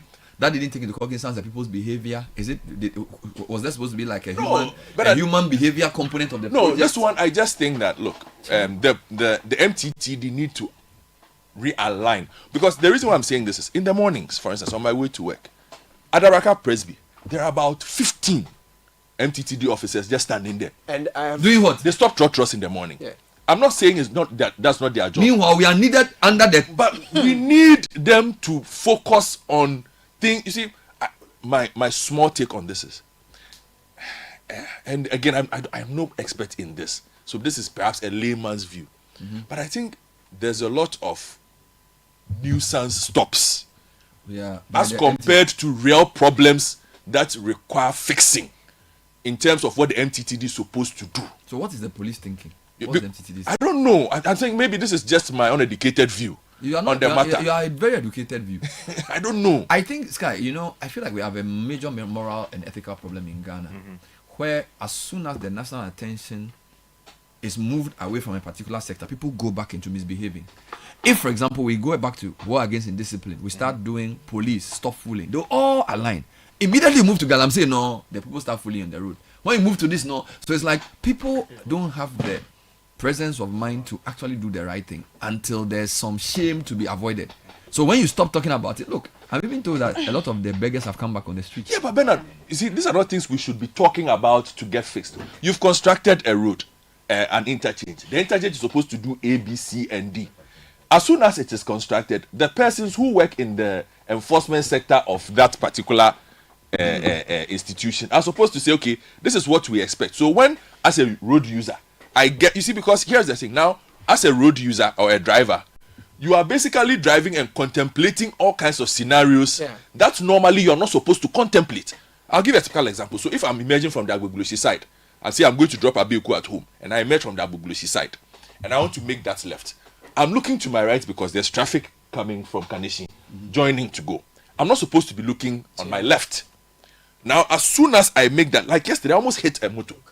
Because they are not respecting no... Exactly. So I'm looking at avoiding the traffic on my right, and this human being was making my left turn, and this human being is just driving on my left. Guys, yesterday somebody said something to me, and I think I have to think about it. I was talking about, do we need this or that for development? The person says, development is not about roads. So if people don't think right, and if people are in discipline, there's no economics Atuforcing will do. There's no economics Governor Pandit will do that will make their life better. Because what government has just described is mindset and lawlessness and lack of ethical leadership. How many economic models can solve that? And you see, how many equations can you draw on the budget that can stop this type of stupidity? And you see, I think the reason why I'm raising this, I'll give you a second example. The Airport Hills one, the new, the one that allows you to link from, if you're coming from Ajingan or all the way through to 37, Flowerport 37. It doesn't, it's far more reasonable in terms of what, I've never met Okada people there. Yeah. Truck drivers are not is that because it's within a military camp? And I think there's a couple of reasons for that. Why? Generally, the Obechebi Lamte has it's a commercial area. The people there, the area itself has more commercial. Activity. This place is residential. I think that's the first thing. Okay. But I also think the design, because what they did with the Flowerport one was that they actually fenced the bottom and they put some seats there so you can go and sit there. Yeah. So they didn't allow. You remember Title Glover went to bring some things there. So Title Glover. You remove the phone. Sky, what's worrying me? We are laughing. The people that's going to fix everything we are discussing. I think it's a more ethical issue. I people think, like, why would MTTD 15 of them mass up and be hiding for truck drivers take driver's license when people are misconducting themselves 200 meters away because they are looking for money? That's just what it is. They are not there to solve your problem. And actually, if the MTTD's work is to say, today we want to unclog this bottleneck, they will even go to the places we don't have to tell them. But they'll go and stand somewhere under a tree and they say, Matthew. Meanwhile, people are riding Okada opposite without helmet, wearing singlet. They don't care. So it's a leadership problem. And because the IGP is fighting Galamsey, they are misbehaving. You get it? So it's a leadership problem of. So look, there's an article somebody wrote just to end this. He said he believes that you cannot reset Ghana if you don't reset discipline. Right? Leaders who cannot act against wrongdoing encourage impunity. Discipline before development. Ghana's reset cannot wait. I'll read it to you. He said the major problem with Ghana is not the economy. The mindset is, how a new road they've done. Look how people are behaving there. you know that you see, I think we should. This is without any disrespect to the communities around there, right? Yeah. Beyond the commerce, and I don't think that the overall GDP of that space compared to what happens in the East Legon, Spinkers, is bigger than what happens there. Yeah. I think there's also an issue of, forgive me, lack of sophistication. Thank you for the supplying that word, because people look at things on the surface of it. There, way ahead, blah blah blah. I'm going to buy spare parts in Abosokai, so I can stop here. People are standing by the roadside there, offering all kinds of things to people to buy, and people are fixing glass darkening. Coverings there. They are, why are you doing on the road? Because even in the Abosokai itself, there are no spaces for people to park. So if you put and many of the are you telling me that an assembly cannot enforce a mobility policy that says, of course, that's what they should be doing within 1 kilometer of the interchange? That's if what they should be doing. If you're not a commercial vehicle, you don't even pass. That's what they should be doing. Or that if you are caught stopping at the wrong place, we'll clamp you. That's what they should be doing. The authorities, that's what I'm saying. See, Sky, everything we are discussing tells you that the way the Ghanaian thinks is the problem, and the leaders have given up. They don't want to do their work. They can't give up. They must do the work. Let me take a break. Caleb, the same thing happens at Circle. Because people are standing by the roadside doing business. Zongo Junction on they are the selling, Road. in some cases, stolen phones. In some cases, stolen laptops. Of course, there are genuine business people there. They are afraid to do the right thing, or they don't know that those things are wrong. So, in this police case, you see them at Circle all the time. Stand there. You are raising the ethicality of the police system. It's a leadership, because the policeman doesn't wake up to say, today my job is to make sure traffic flows. And then he's making money. What will I get? That's the problem. The policeman says, "No, of the law enforcement." Are you telling me that? Are you telling me that? Are you telling me when you get to tiptoe lane, and you see a 3-lane road, 2 of it has been taken by trotros, and yet people in white are standing there talking to trotro drivers? What are they doing? They're advising. They're negotiating. Bernard, you mentioned when you say the police say you bomb it, the motivation for which why are they doing what they are doing? Will be standing at the graphic road where the Presbyterian Church is. About 15 of them when there is a lot of chaos. In fact, there is a security man who works in our enclave who always comes to complain to me that all the time, every morning, the policemen just stop the drivers, and when they go, there is no interaction. It's just a stretch of hand, there's an exchange, and then they move on. Whilst a few moments later, a few minutes or whatever later, a few meters ahead, then they are doing these operations. Discipline is key to a national reset. Yes, Ghanaians believe that any meaningful reset must begin with discipline at the top. Resetting the nation is not merely a slogan. It's a process that requires decisive leadership, unwavering commitment to justice and immediate consequence for those who betray public trust. Without such discipline, even ambitious initiatives like 24-hour economy cannot succeed. Fraudsters, corrupt officials, and wrongdoers will continue to undermine the efforts to build a productive, accountable, and transparent system. Without discipline, even bold initiatives cannot succeed. The 24-hour economy, intended to boost productivity, relies on trust, adherence to the law, and institutional credibility. Without a firm hand on corruption, however, the system risks being hollowed out even before it can take root. Citizens will be reluctant to engage in programs if they perceive the environment as unfair or dominated by lawbreakers. And then it talks about Galamsey, it talks about the squatter crisis, and it says, who holds more power in Ghana? Is it the president or the wrongdoers? And then it talks about the moral compass of the nation. The wrongdoers. Action must precede ambition, and then it ends by saying we must restore public trust and national progress. Sky, this article is by Dr. Isaac Yawasiedu. We'll take a break. I agree with him. The president actually has more power. Yeah. But what's happening is we are not enforcing the laws. You see that the president enforces the power. So the wrongdoers hold the power. That's the reality. No, maybe. But you see they are doing the wrong thing. Who holds the power fails to we act. Have. Yes. If the person who holds the power fails to act and allows the person who does not have the power and commits the offense to wield that power, especially in election year, who holds the power? The wrongdoer. Yeah. On the Pokwasi interchange, let me add to your headache. There's some indiscipline that's going on there. And over Sunday, there was an accident. A trotro actually somersaulted and another car was also somewhere else. It was a very serious accident that caused some some traffic earlier in the day. Now, what happens is if you are coming from Awoshi towards Kwabenya, you're not supposed to turn on that stretch. You're supposed to drive ahead and then make the turn and join the thing before you go. But people just want to turn there. And also because it's a highway, those who are coming are speeding. So this guy was trying to turn onto the other side. The other guy ran into him. Illegal U-turn. Illegal U-turn. Yeah, It completely somersaulted. You see, that's why I always say that let's not use the word accident. Because that was not an accident. That was a crash. Yeah. And the evidence, if your facts are anything to go by, will point to the fact that someone was negligent, they don't exercise the duty of care towards other users of the road, and that person has got to be held accountable. No, but that will be after an investigation. But as it has happened. Yeah, it's a crash. Yeah, but the point is that even the police, knowing that is a thing that's happening, if they are working properly, they should go there and go and check that this doesn't occur the next time. Unfortunately, many times these things people don't get held. Let me tell you about convenience and why. Look, where are we? At Abraka. Where's the police station? Next to us. Have you seen what happens at the junction here? What has happened? Say it. Yeah. They are making a trotro station. They are not making a trotro station. It is a trotro station.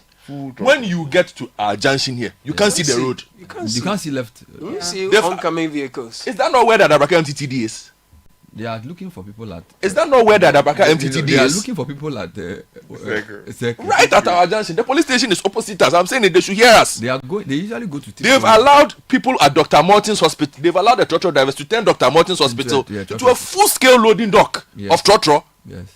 They park there. If you go and open your mouth, last time I got there and told driver, Charlie, the insults are chop at the junction. And they'll say, "But you get sense for it." My tail was in between my thighs, and then I went. You tell me that Muti na Ghana ye no.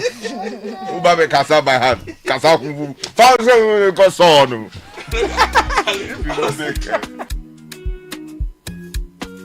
This is the City Breakfast Show. The city's biggest conversation. Are you ready to unlock the next big thing? It's a universe of endless possibilities. Get ready to be part of this universe. Who is calling me this other one? Hello. Good evening, Kwame.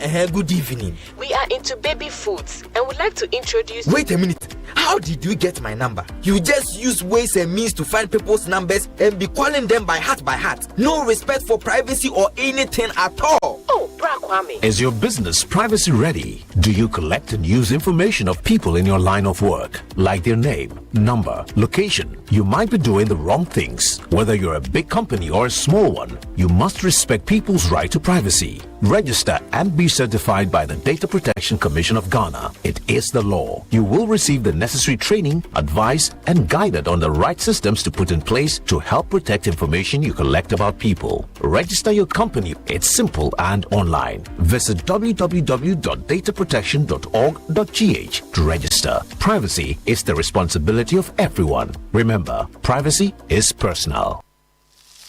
Me, dear, affordable cooking oil is everything to me and my family. Sure, when I discovered that Frytol sachets come in different sizes, are affordable, and can be used to refill my original Frytol bottles, I switched fast from these Bubi Mame oils for the frying of my buffets and for cooking all my favorite meals. Switch to Frytol sachets, your trusted and convenient cooking oil for all your Frytol bottle refills. You deserve a life of goodness. This advert is FDA approved.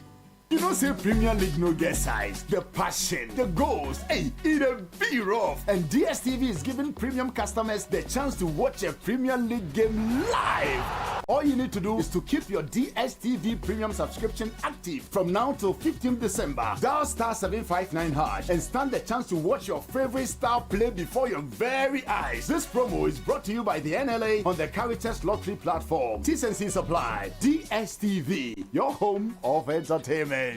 ebusuafo ahiem enuanom edwendwen sene wobeye maame yi Mensaka 15,000 Ghana cedis every ayofo busumi bia metua 15 cedis pe mede ne nyina eboa ya maame yi no Mensuma je 10,000 Ghana cedis every ayofo nchen medie 10 cedis na metua free me momo busumi bia menko ade misika na amao ayofo ne se amfa na se ye nyina na register ayo family cover no na wo kai last a wo de sika to wo momo so asa cheka crowd. Chese wuntua wo ayo ntoboa no. Se wentua wo ayo family cover sika no busumi bia. Policy no enye adwuma. Enti hwese wo ni wadofo bambo no beye adwuma. Hwese sika be wo momo no so abri bia na wetumi etua busumi bia entem so. Pe ayo package a ebeboa wo. Nya bambo pa. Kai se nhihye kakra da ho. We ye nhihye free Salam Alliance Life Insurance Ghana Limited. Ayo, because you care.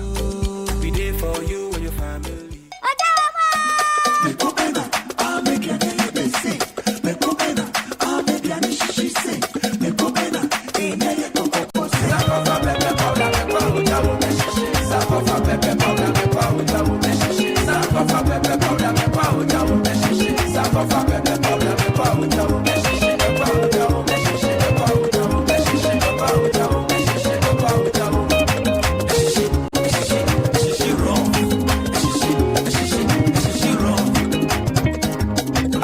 Babidi, Dunya Sankofa, pepper soup where you know, pepper Sankofa, Sankofa pepper powder, a shishi raw. Sankofa pepper powder, Sankofa pepper powder,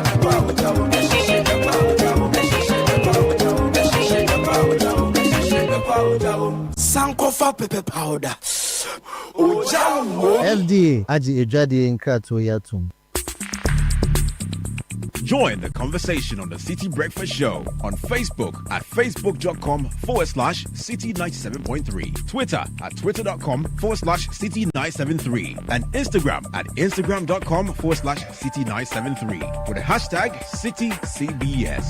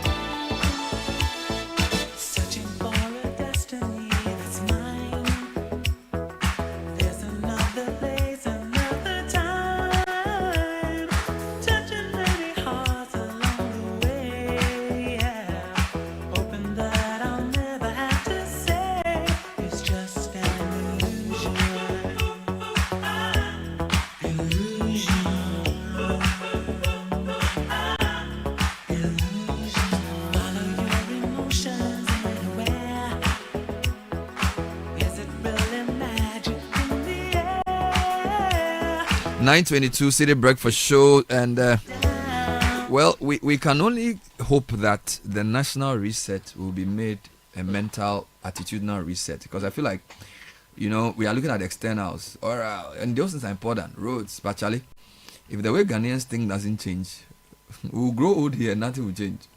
We have already, Charlie, we've been doing this for 20 years. 20 years. I mean, if in 20 years in the life of a project, attitudinal change, it should manifest itself so in many ways. Maybe, let me propose something. Let's spend the rest of the time, maybe 60% of it, talking about ourselves, the citizens, and the way we behave. Maybe. Because the thing Goffey just described today at the Obeche Bilamte is 70% human behavior. Yeah. You understand? Enforcement. The president is in China, for God's sake, with his ministers. We are sitting here in Accra and people are riding Okada. There's a place for leadership, but also we who use the roads. It can be like there's a whole education. I don't know whether we should convert the media houses into like public education institutions or that is something. what it's supposed to How be. people should drive, what cleanliness is, how they should live. Because almost like people don't even have the basic understanding of how to live in a modern society. This is so serious. It's like, it's like Singapore in 1960. Before it's like there's a whole, like you've built a road for people. You remember somebody was even pounding fufu next to the road because he has to make a living. Like, I mean, how do you develop in a society like this? A trotro which is not supposed to be on the road is on the road and collecting passengers, and the police looks at him to pass, and they are looking for you to catch you because your roadworthy is expired for 2 days. I mean, how do you develop? I don't understand. There's a whole national reorientation mindset shift. I don't know what it's called. Whether we go back to do school on TV, watch these things, like local language adverts. I mean, that's thing. It's like the mindset of the Ghanaians. Just what you think and say we are gone. You see, the thing you are talking about, you find that in every facet of our national life. If you go to the ports, it is happening. The reason our water bodies are the way they are, part of the problem. The same issue of indiscipline and greed. But can the governance? Okay, let me not oversimplify. You see, sometimes I feel like we bash the political elite a lot. So there's a certain part of me that says we should try and do national orientation, or we should let the leaders do it. Do you understand? So should we tell the public that this is how to drive? This is how punish to, the people. or should we tell the politicians that you should? I don't know which. You and I use the model here. Didn't we use that model? So is it the government? Is it the what is happening at Automotive Lamte? No. Yes. Is it the AMA? Is it the government? Because somebody can also say that the government has split up the assembly, so AMA is ineffective. That's why people are doing what they are doing. But somebody can say that. So is it the ineffectiveness of the assembly that encourages that behavior, or is it the fact that people don't know what they should do? But the point I want to address the point about telling the people what to do. Yeah. After 20 years, people know what to do. I'm telling you that if you cross the road at the wrong place, there's a footbridge. You decide to cross the road at the wrong place. You are paying 400 dirham. And the Ghanaians in Dubai, they know the fines for everything. So they comply. They will tell you that if you cross, will teach you the fine. They will tell you the fine they will pay for what offense they have. They will you think it's the governance and they leadership? know that thing. It's So the leadership. punish the people, because the best way to teach people what you don't want them to do is to punish them when they don't do what you want them to do. I'm talking about what we can do. So let's find the government has to do. So as media, what percentage of my time should I spend telling politicians and leaders to do the right thing versus forgetting about the law and telling the people to do the right thing? Because I have limited telling time. the people what to do is advice. You are just advising them. They have agency. They will choose what they want to do. But Caleb, the leaders should punish the them. real change is carrot and sticks and also information, right? Yeah. So like it's like saying in my house, how do I get my kids to behave in a certain way? I model the good behavior, I punish wrong behavior, and I encourage good behavior. So it's a mix, and I'm thinking that the media may have to change this strategy for a development state like Ghana, because the mindset of the average citizen is also a problem. But there's need for buy-in, right?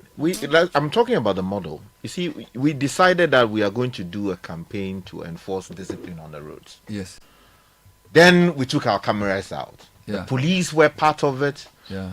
Irresponsible big men were arrested. Yeah. Irresponsible small men and women fined were also by the arrested, courts. right? Yeah. It introduced, for the time being, at least that time, sanity or some level of sanity on the roads, especially those that we frequented. Yeah. Because we were naming, we were shaming, and people were being punished. Of course, we took our own flag for that. Yeah. You see, in any responsible system where governments are minded to prosecute their responsibility, they will say that, this guy did something right. And people began to do the right thing. So why not sustain it? Exactly, sustained enforcement. They decided not to sustain it because somehow someone felt that, it was inconveniencing them. Politicians were being arrested and they were being mentioned on radio. Why should the private station be given so much leverage, so much power, so much latitude to be doing that, embarrassing politicians, embarrassing leaders, MCs, DCs? And so big boys intervened and said, come on, they put pressure on the police administration. No, you shouldn't be doing this. Why are you embarrassing us? That is why we are back to where we are. So indiscipline is back on the road. But if the police administration did not face so much pressure, they decided that, oh, Citi FM has started a new project. In fact, we can even codify it and name it Citi FM so. They will go after the people at Abubloshi. They will go after the people near the Pampron place. They will go to Kaneshi. They will go to Circle. They will go to all other areas where people are misbehaving.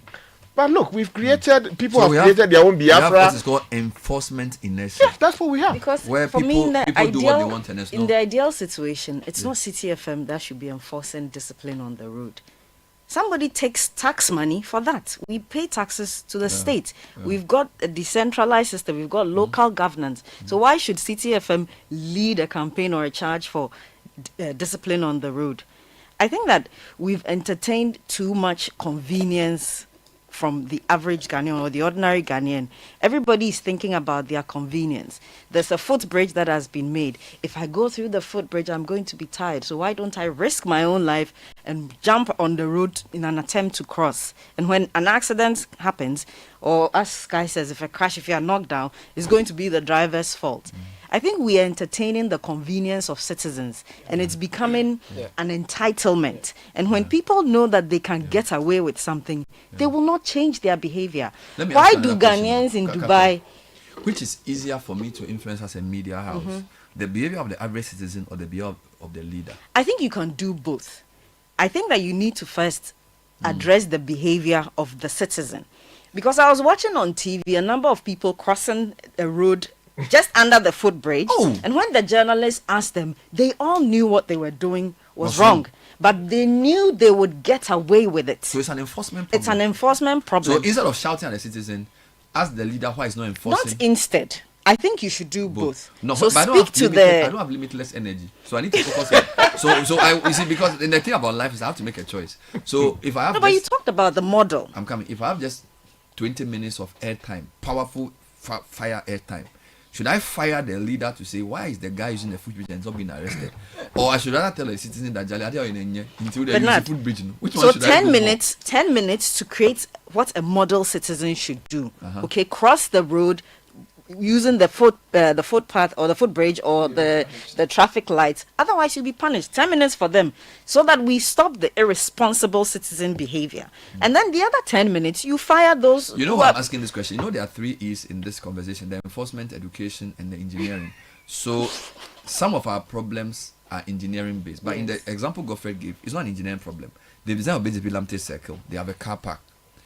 I think there's an enforcement problem and education problem. People, because of convenience and lawlessness, decide to park anywhere. And because nobody punishes them, they keep doing it. So there's an enforcement and then there's an education problem. Okay. So you could say you can engineer on the basis that you know that people are lawless. So you design the route set that you can't even stop anywhere until it is something. No, but defiance happens. People will continue. You see, human beings will create a culture around the road. You've designed a footbridge. What are they doing? They are jumping on the road. So your engineering can't control them. So for a long-term solution, enforcement may be the best. Yes. Because education takes too long and the person may decide not to mind you. But if the enforcement is rigorously done, enforcement is also part of education. Because if you enforce punishment for somebody who doesn't use the footbridge, you are educating him to know that. Yes. Okay, so it means that the duty bearers must be the ones we should focus our attention on. Largely. You know what happened before you come in, if I may. You know, I covered the MCA project extensively, especially the George Walker Bush. A lot of discussions went into building that. And one of the biggest concerns was how people were crossing the road. Cross anyhow. So to do that, they erected like metal barriers, you know, across. Of course, the footbridges came in later. Like you mean the median? The median, yes. To prevent people from crossing. You know what they did? People started removing the metal. They removed it. Removed it. Some of them took it to their house. Physical. So that they will have the opportunity to be able to cross over to the other side. So they were determined to do the wrong thing. Exactly. But that determination was strengthened by lack of enforcement. Exactly. Because if they had done it and somebody had been made an example, I think they wouldn't have continued. Yeah, but you see, Bernard, here's the thing. Think about it. People die on that road almost every single day or get maimed. Yes, yes. Is that not big deterrent enough? Like, I mean, you know that they have built an overbridge or whatever they and call yet it. you want to cross. Yeah. You saw your friend. He died just 2 days ago. You went to the funeral. You even chopped the funeral food. Jollof. The next Monday, the very thing that killed him, you feel that, oh, it's not me. Okay, then that means that there's a values problem. Okay. I think from what you are telling me, it means that the person who lives around that road, his value system is not your value system.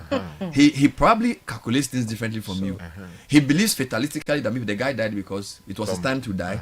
And he also does not think that what he does has anything to do with his death. So that's where the education thing, it's not so strong. I think that we have to enforce, we have to punish. There must be, because people actually feel rewarded for being indisciplined. If you are doing the right thing in any queue in Ghana, you will suffer. If you are going through any system and you want to do the right thing, it will take a very long time. The wrong thing seems to be the right thing. The misnomer has become normal. If you want to do ethical things, you will struggle.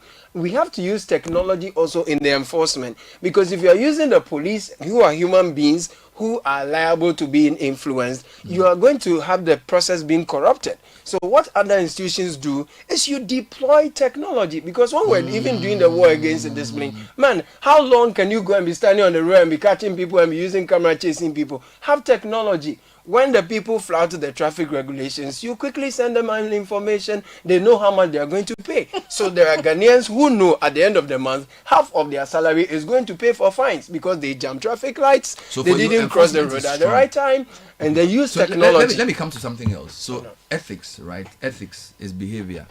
Okay. Is ethics to be taught or to be modeled? Because if you say you want people to change the way they behave, you use deterrence, you use education and stuff like this. How do you get citizens to change the way they see themselves and the way they see life? Because I think a lot of what people are doing is, I think Ghanaians don't value life. Yeah. That's why we drive the way we drive. That's why we sit in the trotters we sit in. And it cuts across, whether it's the police, the guy giving the stamp for that jalopy, or the person risking their life sitting in the car. Yeah. There's a whole value system which is corrupted. Is it going to teach ethics in school? Or is it going to say, let's use the radio station to now discuss our... For me, let me tell you something. Bernard, it's the weight of enforcement, and I'll tell you something. And for our listeners at home, let's do a simple exercise. Caleb's 4,000 dirhams thing had me thinking. 400, I've lived in, let's say, permanently for at least more than a year in about 5 different countries. I have never been stopped by the police. In any of those countries? Driving. In any of those countries. I get stopped driving in Ghana weekly at least 3 times. Serious? Yes. Wow. Even though in some of the countries you are a minority. I am an absolute minority. Yet you've never been stopped. I have never been stopped. Yet in Ghana they stop you. Is it because of the way you drive or the way you look? You see? And the question I ask myself is, if there's a traffic infraction, right? There are minor traffic infractions and there are serious traffic infractions. There's a way to deal with my minor traffic infraction, so I'll get tickets. I'll be fine. It's linked to the system. If I am speeding at a certain level, at a certain part of the highway, you get issues. Okay. My point is, it takes a lot. With the weight of enforcement here, based on the conversation we've had, seems to be on what doesn't matter. But still to create the perception that they are working of visibility, like we are here, the perception of work. So there's a heavy presence. So they'll stop you and check if your roadworthy is there. Meanwhile, the way you drove before you got there is not a concern. It's not a concern to them. You understand? But again, it is not about the solving of a problem. You see, otherwise, like you said, if I am district MTTD commander of Abusiokai, and I wake up in the morning, what would my overview of the previous week have been? Exactly. What are the hotspots? Good. Where are the struggles? What am I solving? What am I solving? But it's always, is it because if we are to just do anecdotal calibration of what they do, calculation of what they do, are we simply saying that the biggest problem of road safety in Accra or of mobility in Accra is driver's license? Good question. As against motorbike riders, as against traffic as against roads that are clogged up, traffic bottlenecks, citizens locked up in all kinds of places, motorbikes. Second one, and that again brings me to the point Caleb made. Almost all of us have traveled a bit. When you land in a country that you are spending at least a month in, how come you somehow figure out what the rules are? What to do and what not to do? You don't do it, you'll be punished. Look, when I got to China, nobody told me that I should find a way of knowing what I can do and what I cannot do within a week. Wow. Within 1 week, at least. I didn't know all of them, but I knew what to do. When I visit family in the US, in the state that I live in, you know where you cannot go. I know what I can do, what I cannot do. Nobody called me and educated me on radio or TV and said, I found the ways to understand that this is what I can do, this is what I cannot do. The point I am making is this. Why is it you would be surprised that you will meet a Ghanaian who knows more about the rules of the UK, thinking about China, Portugal, Belgium, than about the UAE and about the rules of Ghana. So that you would think about how to beat the system. Yeah, no, but I'm just saying, people don't even know what is permissible and what is not permissible. Third one, in a lot of those places as well, like I said, there are certain rules. I lived in Nairobi, right? I'm just using myself as an example. There are certain roads within mainstream Nairobi, like City Central, where at a certain time of the day, everybody knows that a certain weight of vehicle cannot go there. Try it and see. They don't announce it to megaphone. Which megaphone is announcing it? They know. Try it and see. Wow. Look, and this is Nairobi, not Dubai. No, I said try it and see. At a particular time of the day. You try. So they all know that at 11 o'clock you can't enter here, and then 4 o'clock you can come back. There are parts of the city you know that you cannot, in a public transport, you don't honk. In Nairobi. Try it and see. It's so true. No, you're right. I say you try it and see. Very true. I witnessed that. I am not talking. They honk and it sounds like a cow. I am not talking. So you're saying that in Nairobi, with all its chaos, they still have places where some vehicles know they cannot go, and you cannot honk, and they are living normally. Nobody has died. Nobody has died. He was telling you at that time, and I told you this, that I tried Ghana man who has moved. Because of convenience, I am used to convenience. I call my installer and tell my installer that the DSTV are coming to install for me. I want the dish to be here because my TV is here. He tells me that go outside and look at the dishes. All of them are at the back. Do you see a dish in front? I said no. He says here. We don't allow dish in front of houses. And this is the installer. This is the installer telling me. And if it doesn't, so if I want it done, I should go and spend money and buy cable. That's what the installer told you. Yes, I should buy the cable so that he install the dish at the back of the house. So I go to the back of the house and a 6-story apartment. Everybody's dish is at the back of the house. Order. So then all your Ghana disgrace. Now in other times. Now on the matter of the roads, you see, again on just visibility and understanding. For instance, at the Agbogbo, the Obechebi that I'm complaining about, there are no deterrent signs. Would they have respected the sign? The sign, put it there. You see? Cover your base. There are directional signs. It tells you are going to Graphic Road. Yeah. There's nothing. This one. Is there a sign that says no stopping at this roundabout? That's a good point. They do the blue with the red thing. No so at that stopping, roundabout, no. put a sign there that says that motorbike cross it. Yeah, X. Yeah. And then No, when you they- can laugh about and it. then The when road they stop- signs? and then- No, yes, no, I'm yes. talking about that road. You see, I'm And just then when saying. they there are no signs at all there. There's nothing. You That's see? all. Yeah. Because again, even in the places where they enforce properly, like I was telling you, I was joining a certain road somewhere. Pretty clearly, basically, I would say that road is comparable to in Sanwem, the Accra to Kumasi road. They put, as soon as you hit that exit, it is there. No motorbikes on this road.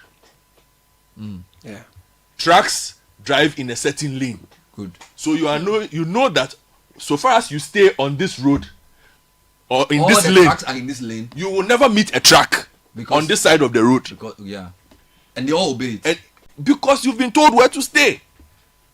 But here somebody. But what if they don't feel like doing it? But here the truck wants to over. No, but here one, you have not told the truck where to stay. You see, because the thing is this: if you've been told to stay in a certain lane, and you are trying to overtake, and there's an accident, there's no defense. Your defense can because what is your defense? Oh, I was trying to overtake into another lane. You are not allowed to. So everybody knows that this lane is for only trucks. This lane is for only trucks. So if you also leave your lane to go and join the truck lane and you get squashed, they're asking you, why did you leave this lane?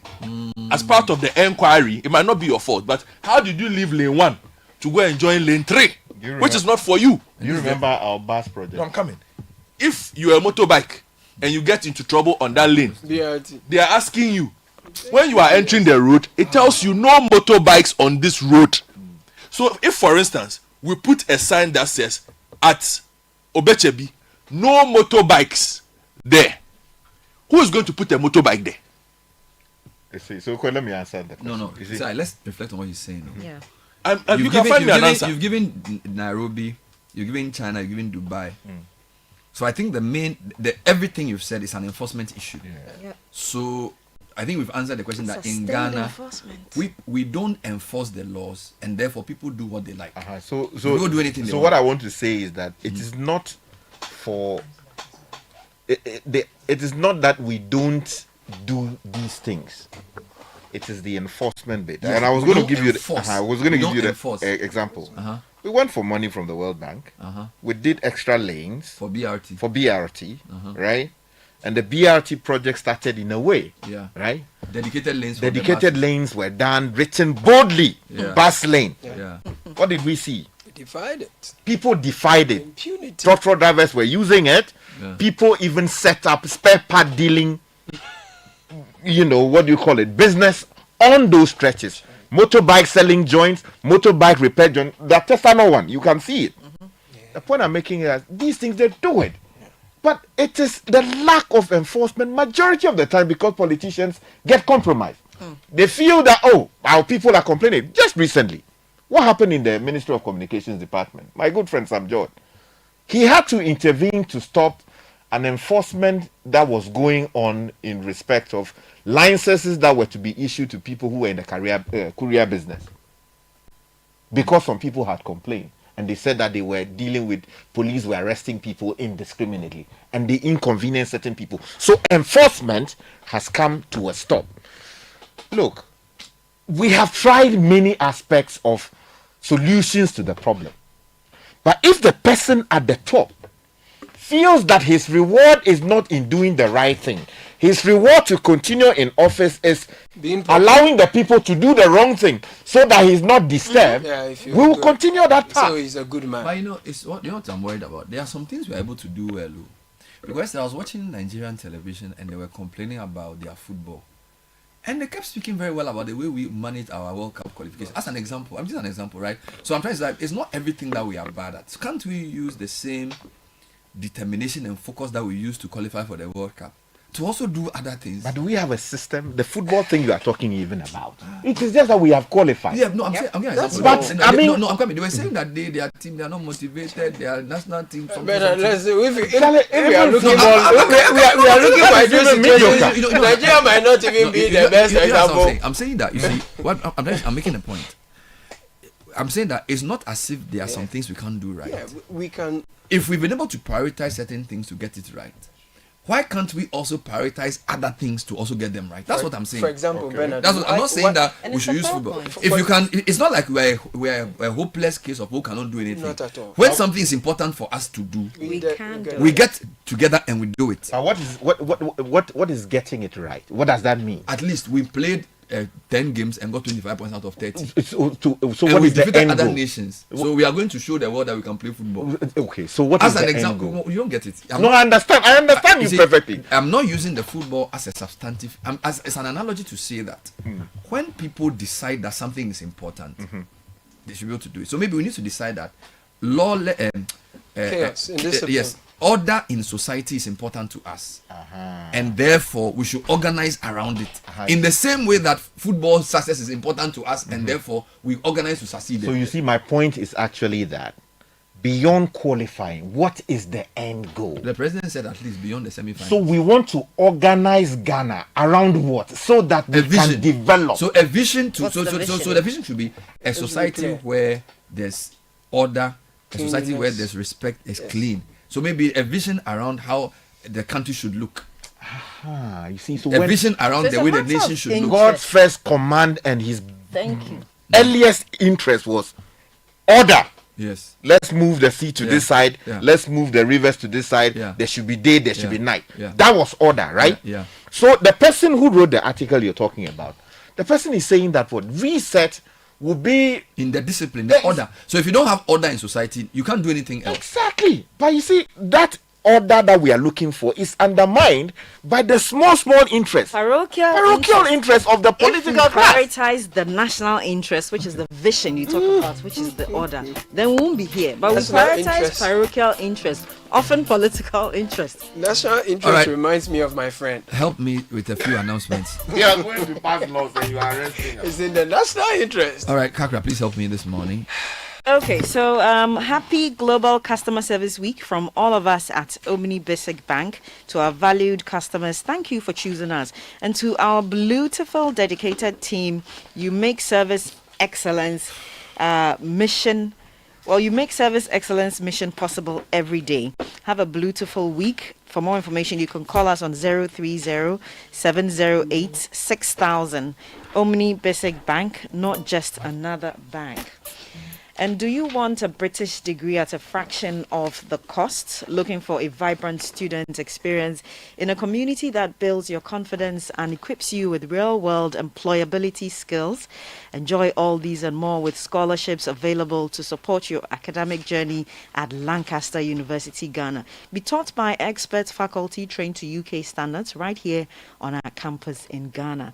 You can visit www.lancaster.edu.gh or send an email to admissions@lancaster.edu.gh. You can also call 0248 656 274. Lancaster University, Ghana, the only British university campus in West Africa. Good morning, Ghana. Kickstart your day with the irresistible chocolatey goodness of Twisco, enriched with Enerfort, a combination of energy-boosting minerals and vitamins, including B vitamins, vitamin C, D, iron, and many more.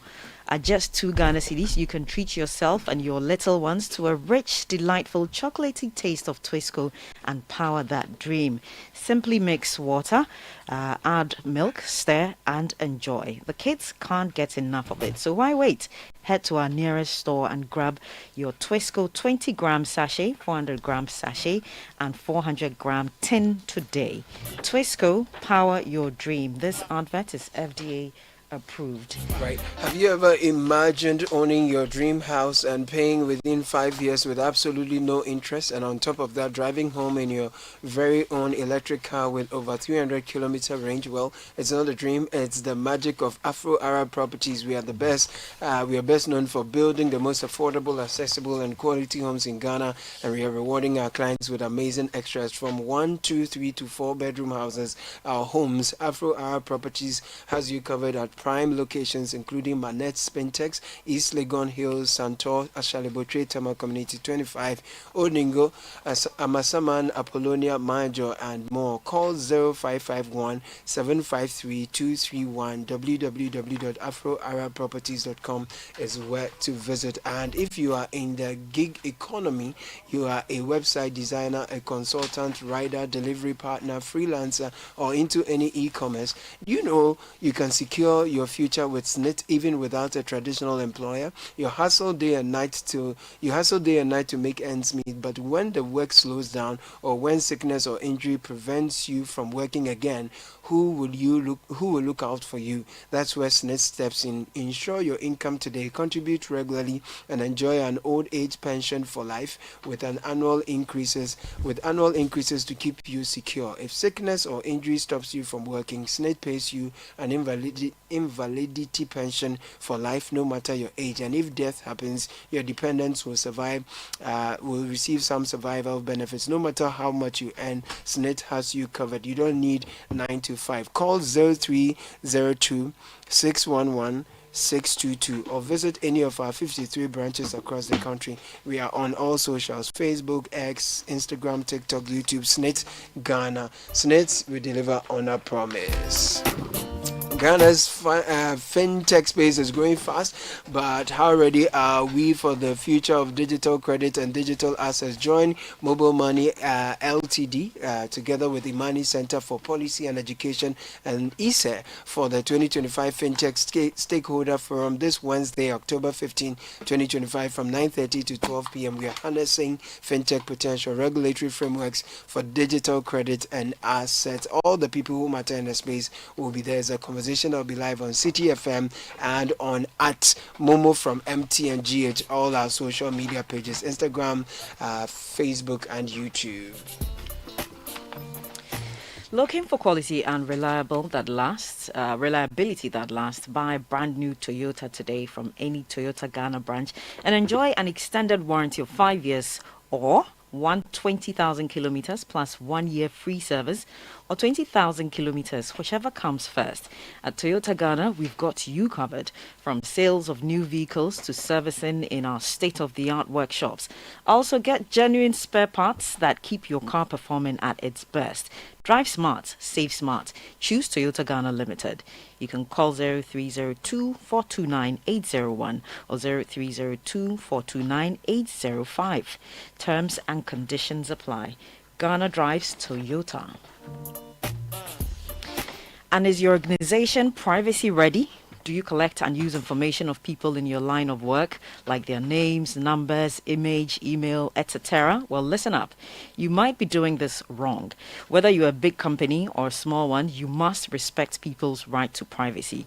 Register and be certified by the Data Protection Commission of Ghana. It is the law. You will receive the necessary training, advice, and be guided on the right systems to put in place to help protect the information you collect about people. Register your company or business, organization, or association. It's simple and online. No need to move from the comfort of your home or office.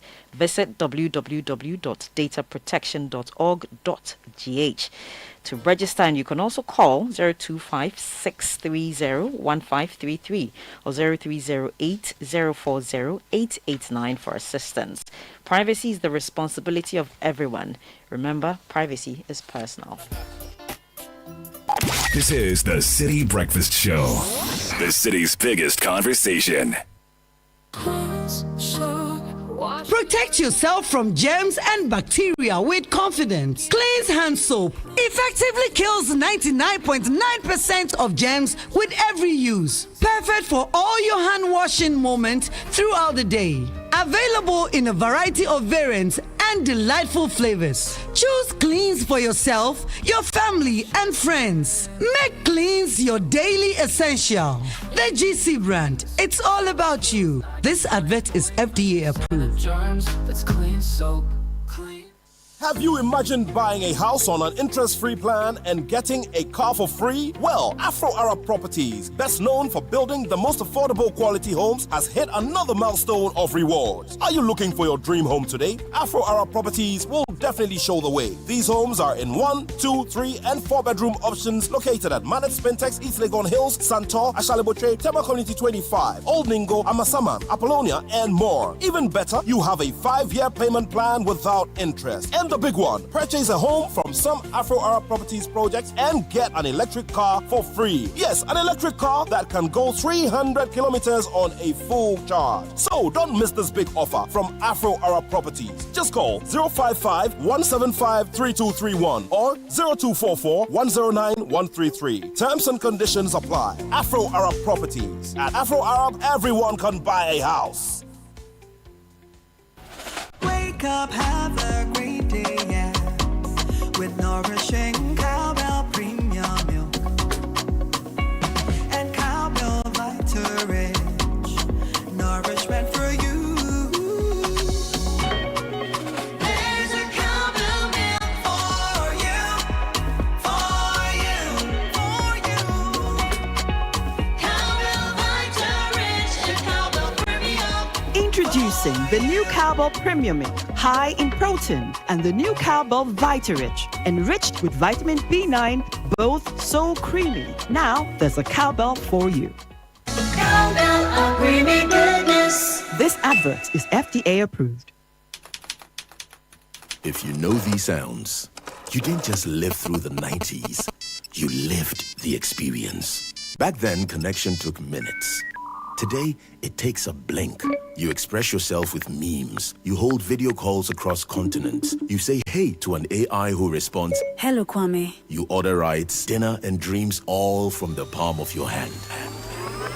A lot has changed, so have we. For over 3 decades, EcoBank has evolved with you, leading digital banking in Ghana and across 33 African countries, pioneering solutions built around how you live, move, and dream today. From our express points to EcoBank Pay, online banking, and the mobile app, we are where you are.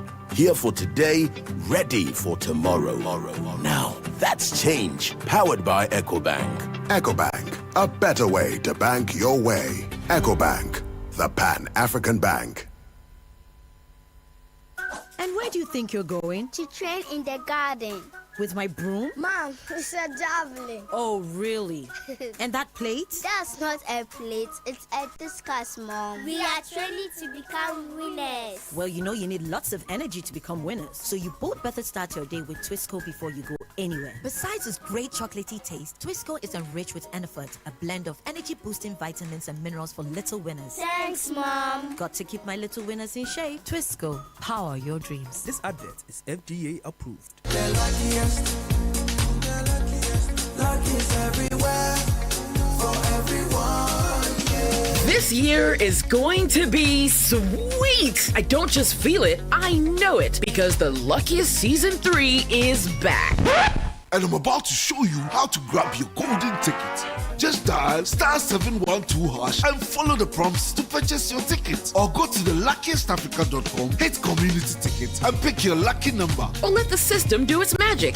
Choose how much you want to spend from 1 to 5,000 Ghana cedis. You can even buy a ticket for someone else. Be someone's hero. Payment? Easy. Mobile money in Ghana or card if you're international.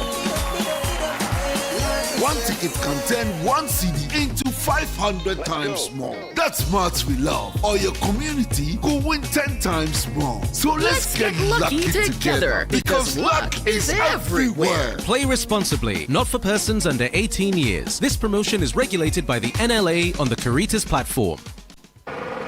Hey, so what goes into building quality structures? I mean, literally, what goes into it? Wujaf, you don't want to be sitting here somewhere worrying whether or not you did a really good job. It's a very simple equation. If there's no diamond cement in the mix, massa, forget it. Don't start cry. Menye, diamond cement has been providing builders, block makers, and construction companies that peace of mind for years. Diamond cement is 42.5 R grade cement. Unbeatable quality made right here in Ghana. And because we have your pocket in mind, we provide 32.5 R grade so that everybody already getting on. No long talk, Jack. If there's no Diamond Cement in the mix, don't start. Locate Diamond Cement Ghana Limited nationwide with factories in Aflao, Takrady, and Buipe, or call 0244 313 368 or 0540 111 978 or 0202 021 175. Diamond Cement, still as hard as a diamond.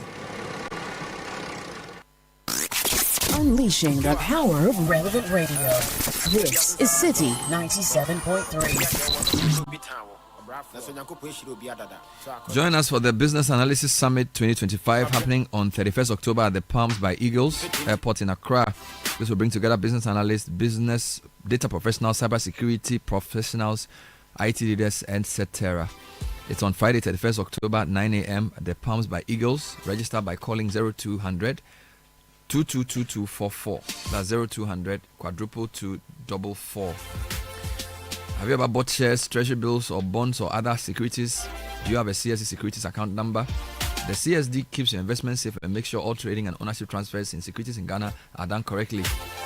The CSD encourages all investors to verify their securities account details are accurate and up to date. Central Securities Depository Ghana, you invest, we protect.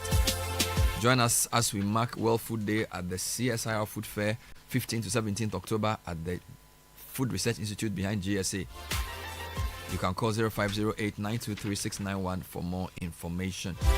The 13th edition of the HR Focus Conference and Awards is happening on 17th of October at the Accra International Conference Center, 8:30 a.m. sharp. To register, call 050 9620204 to get your tickets or submit nominations. Well, we've run out of time. City News at 10 with Shiba Rabinin. Shiba, good morning. Good morning, Bernard. Coming up, government settles $5 billion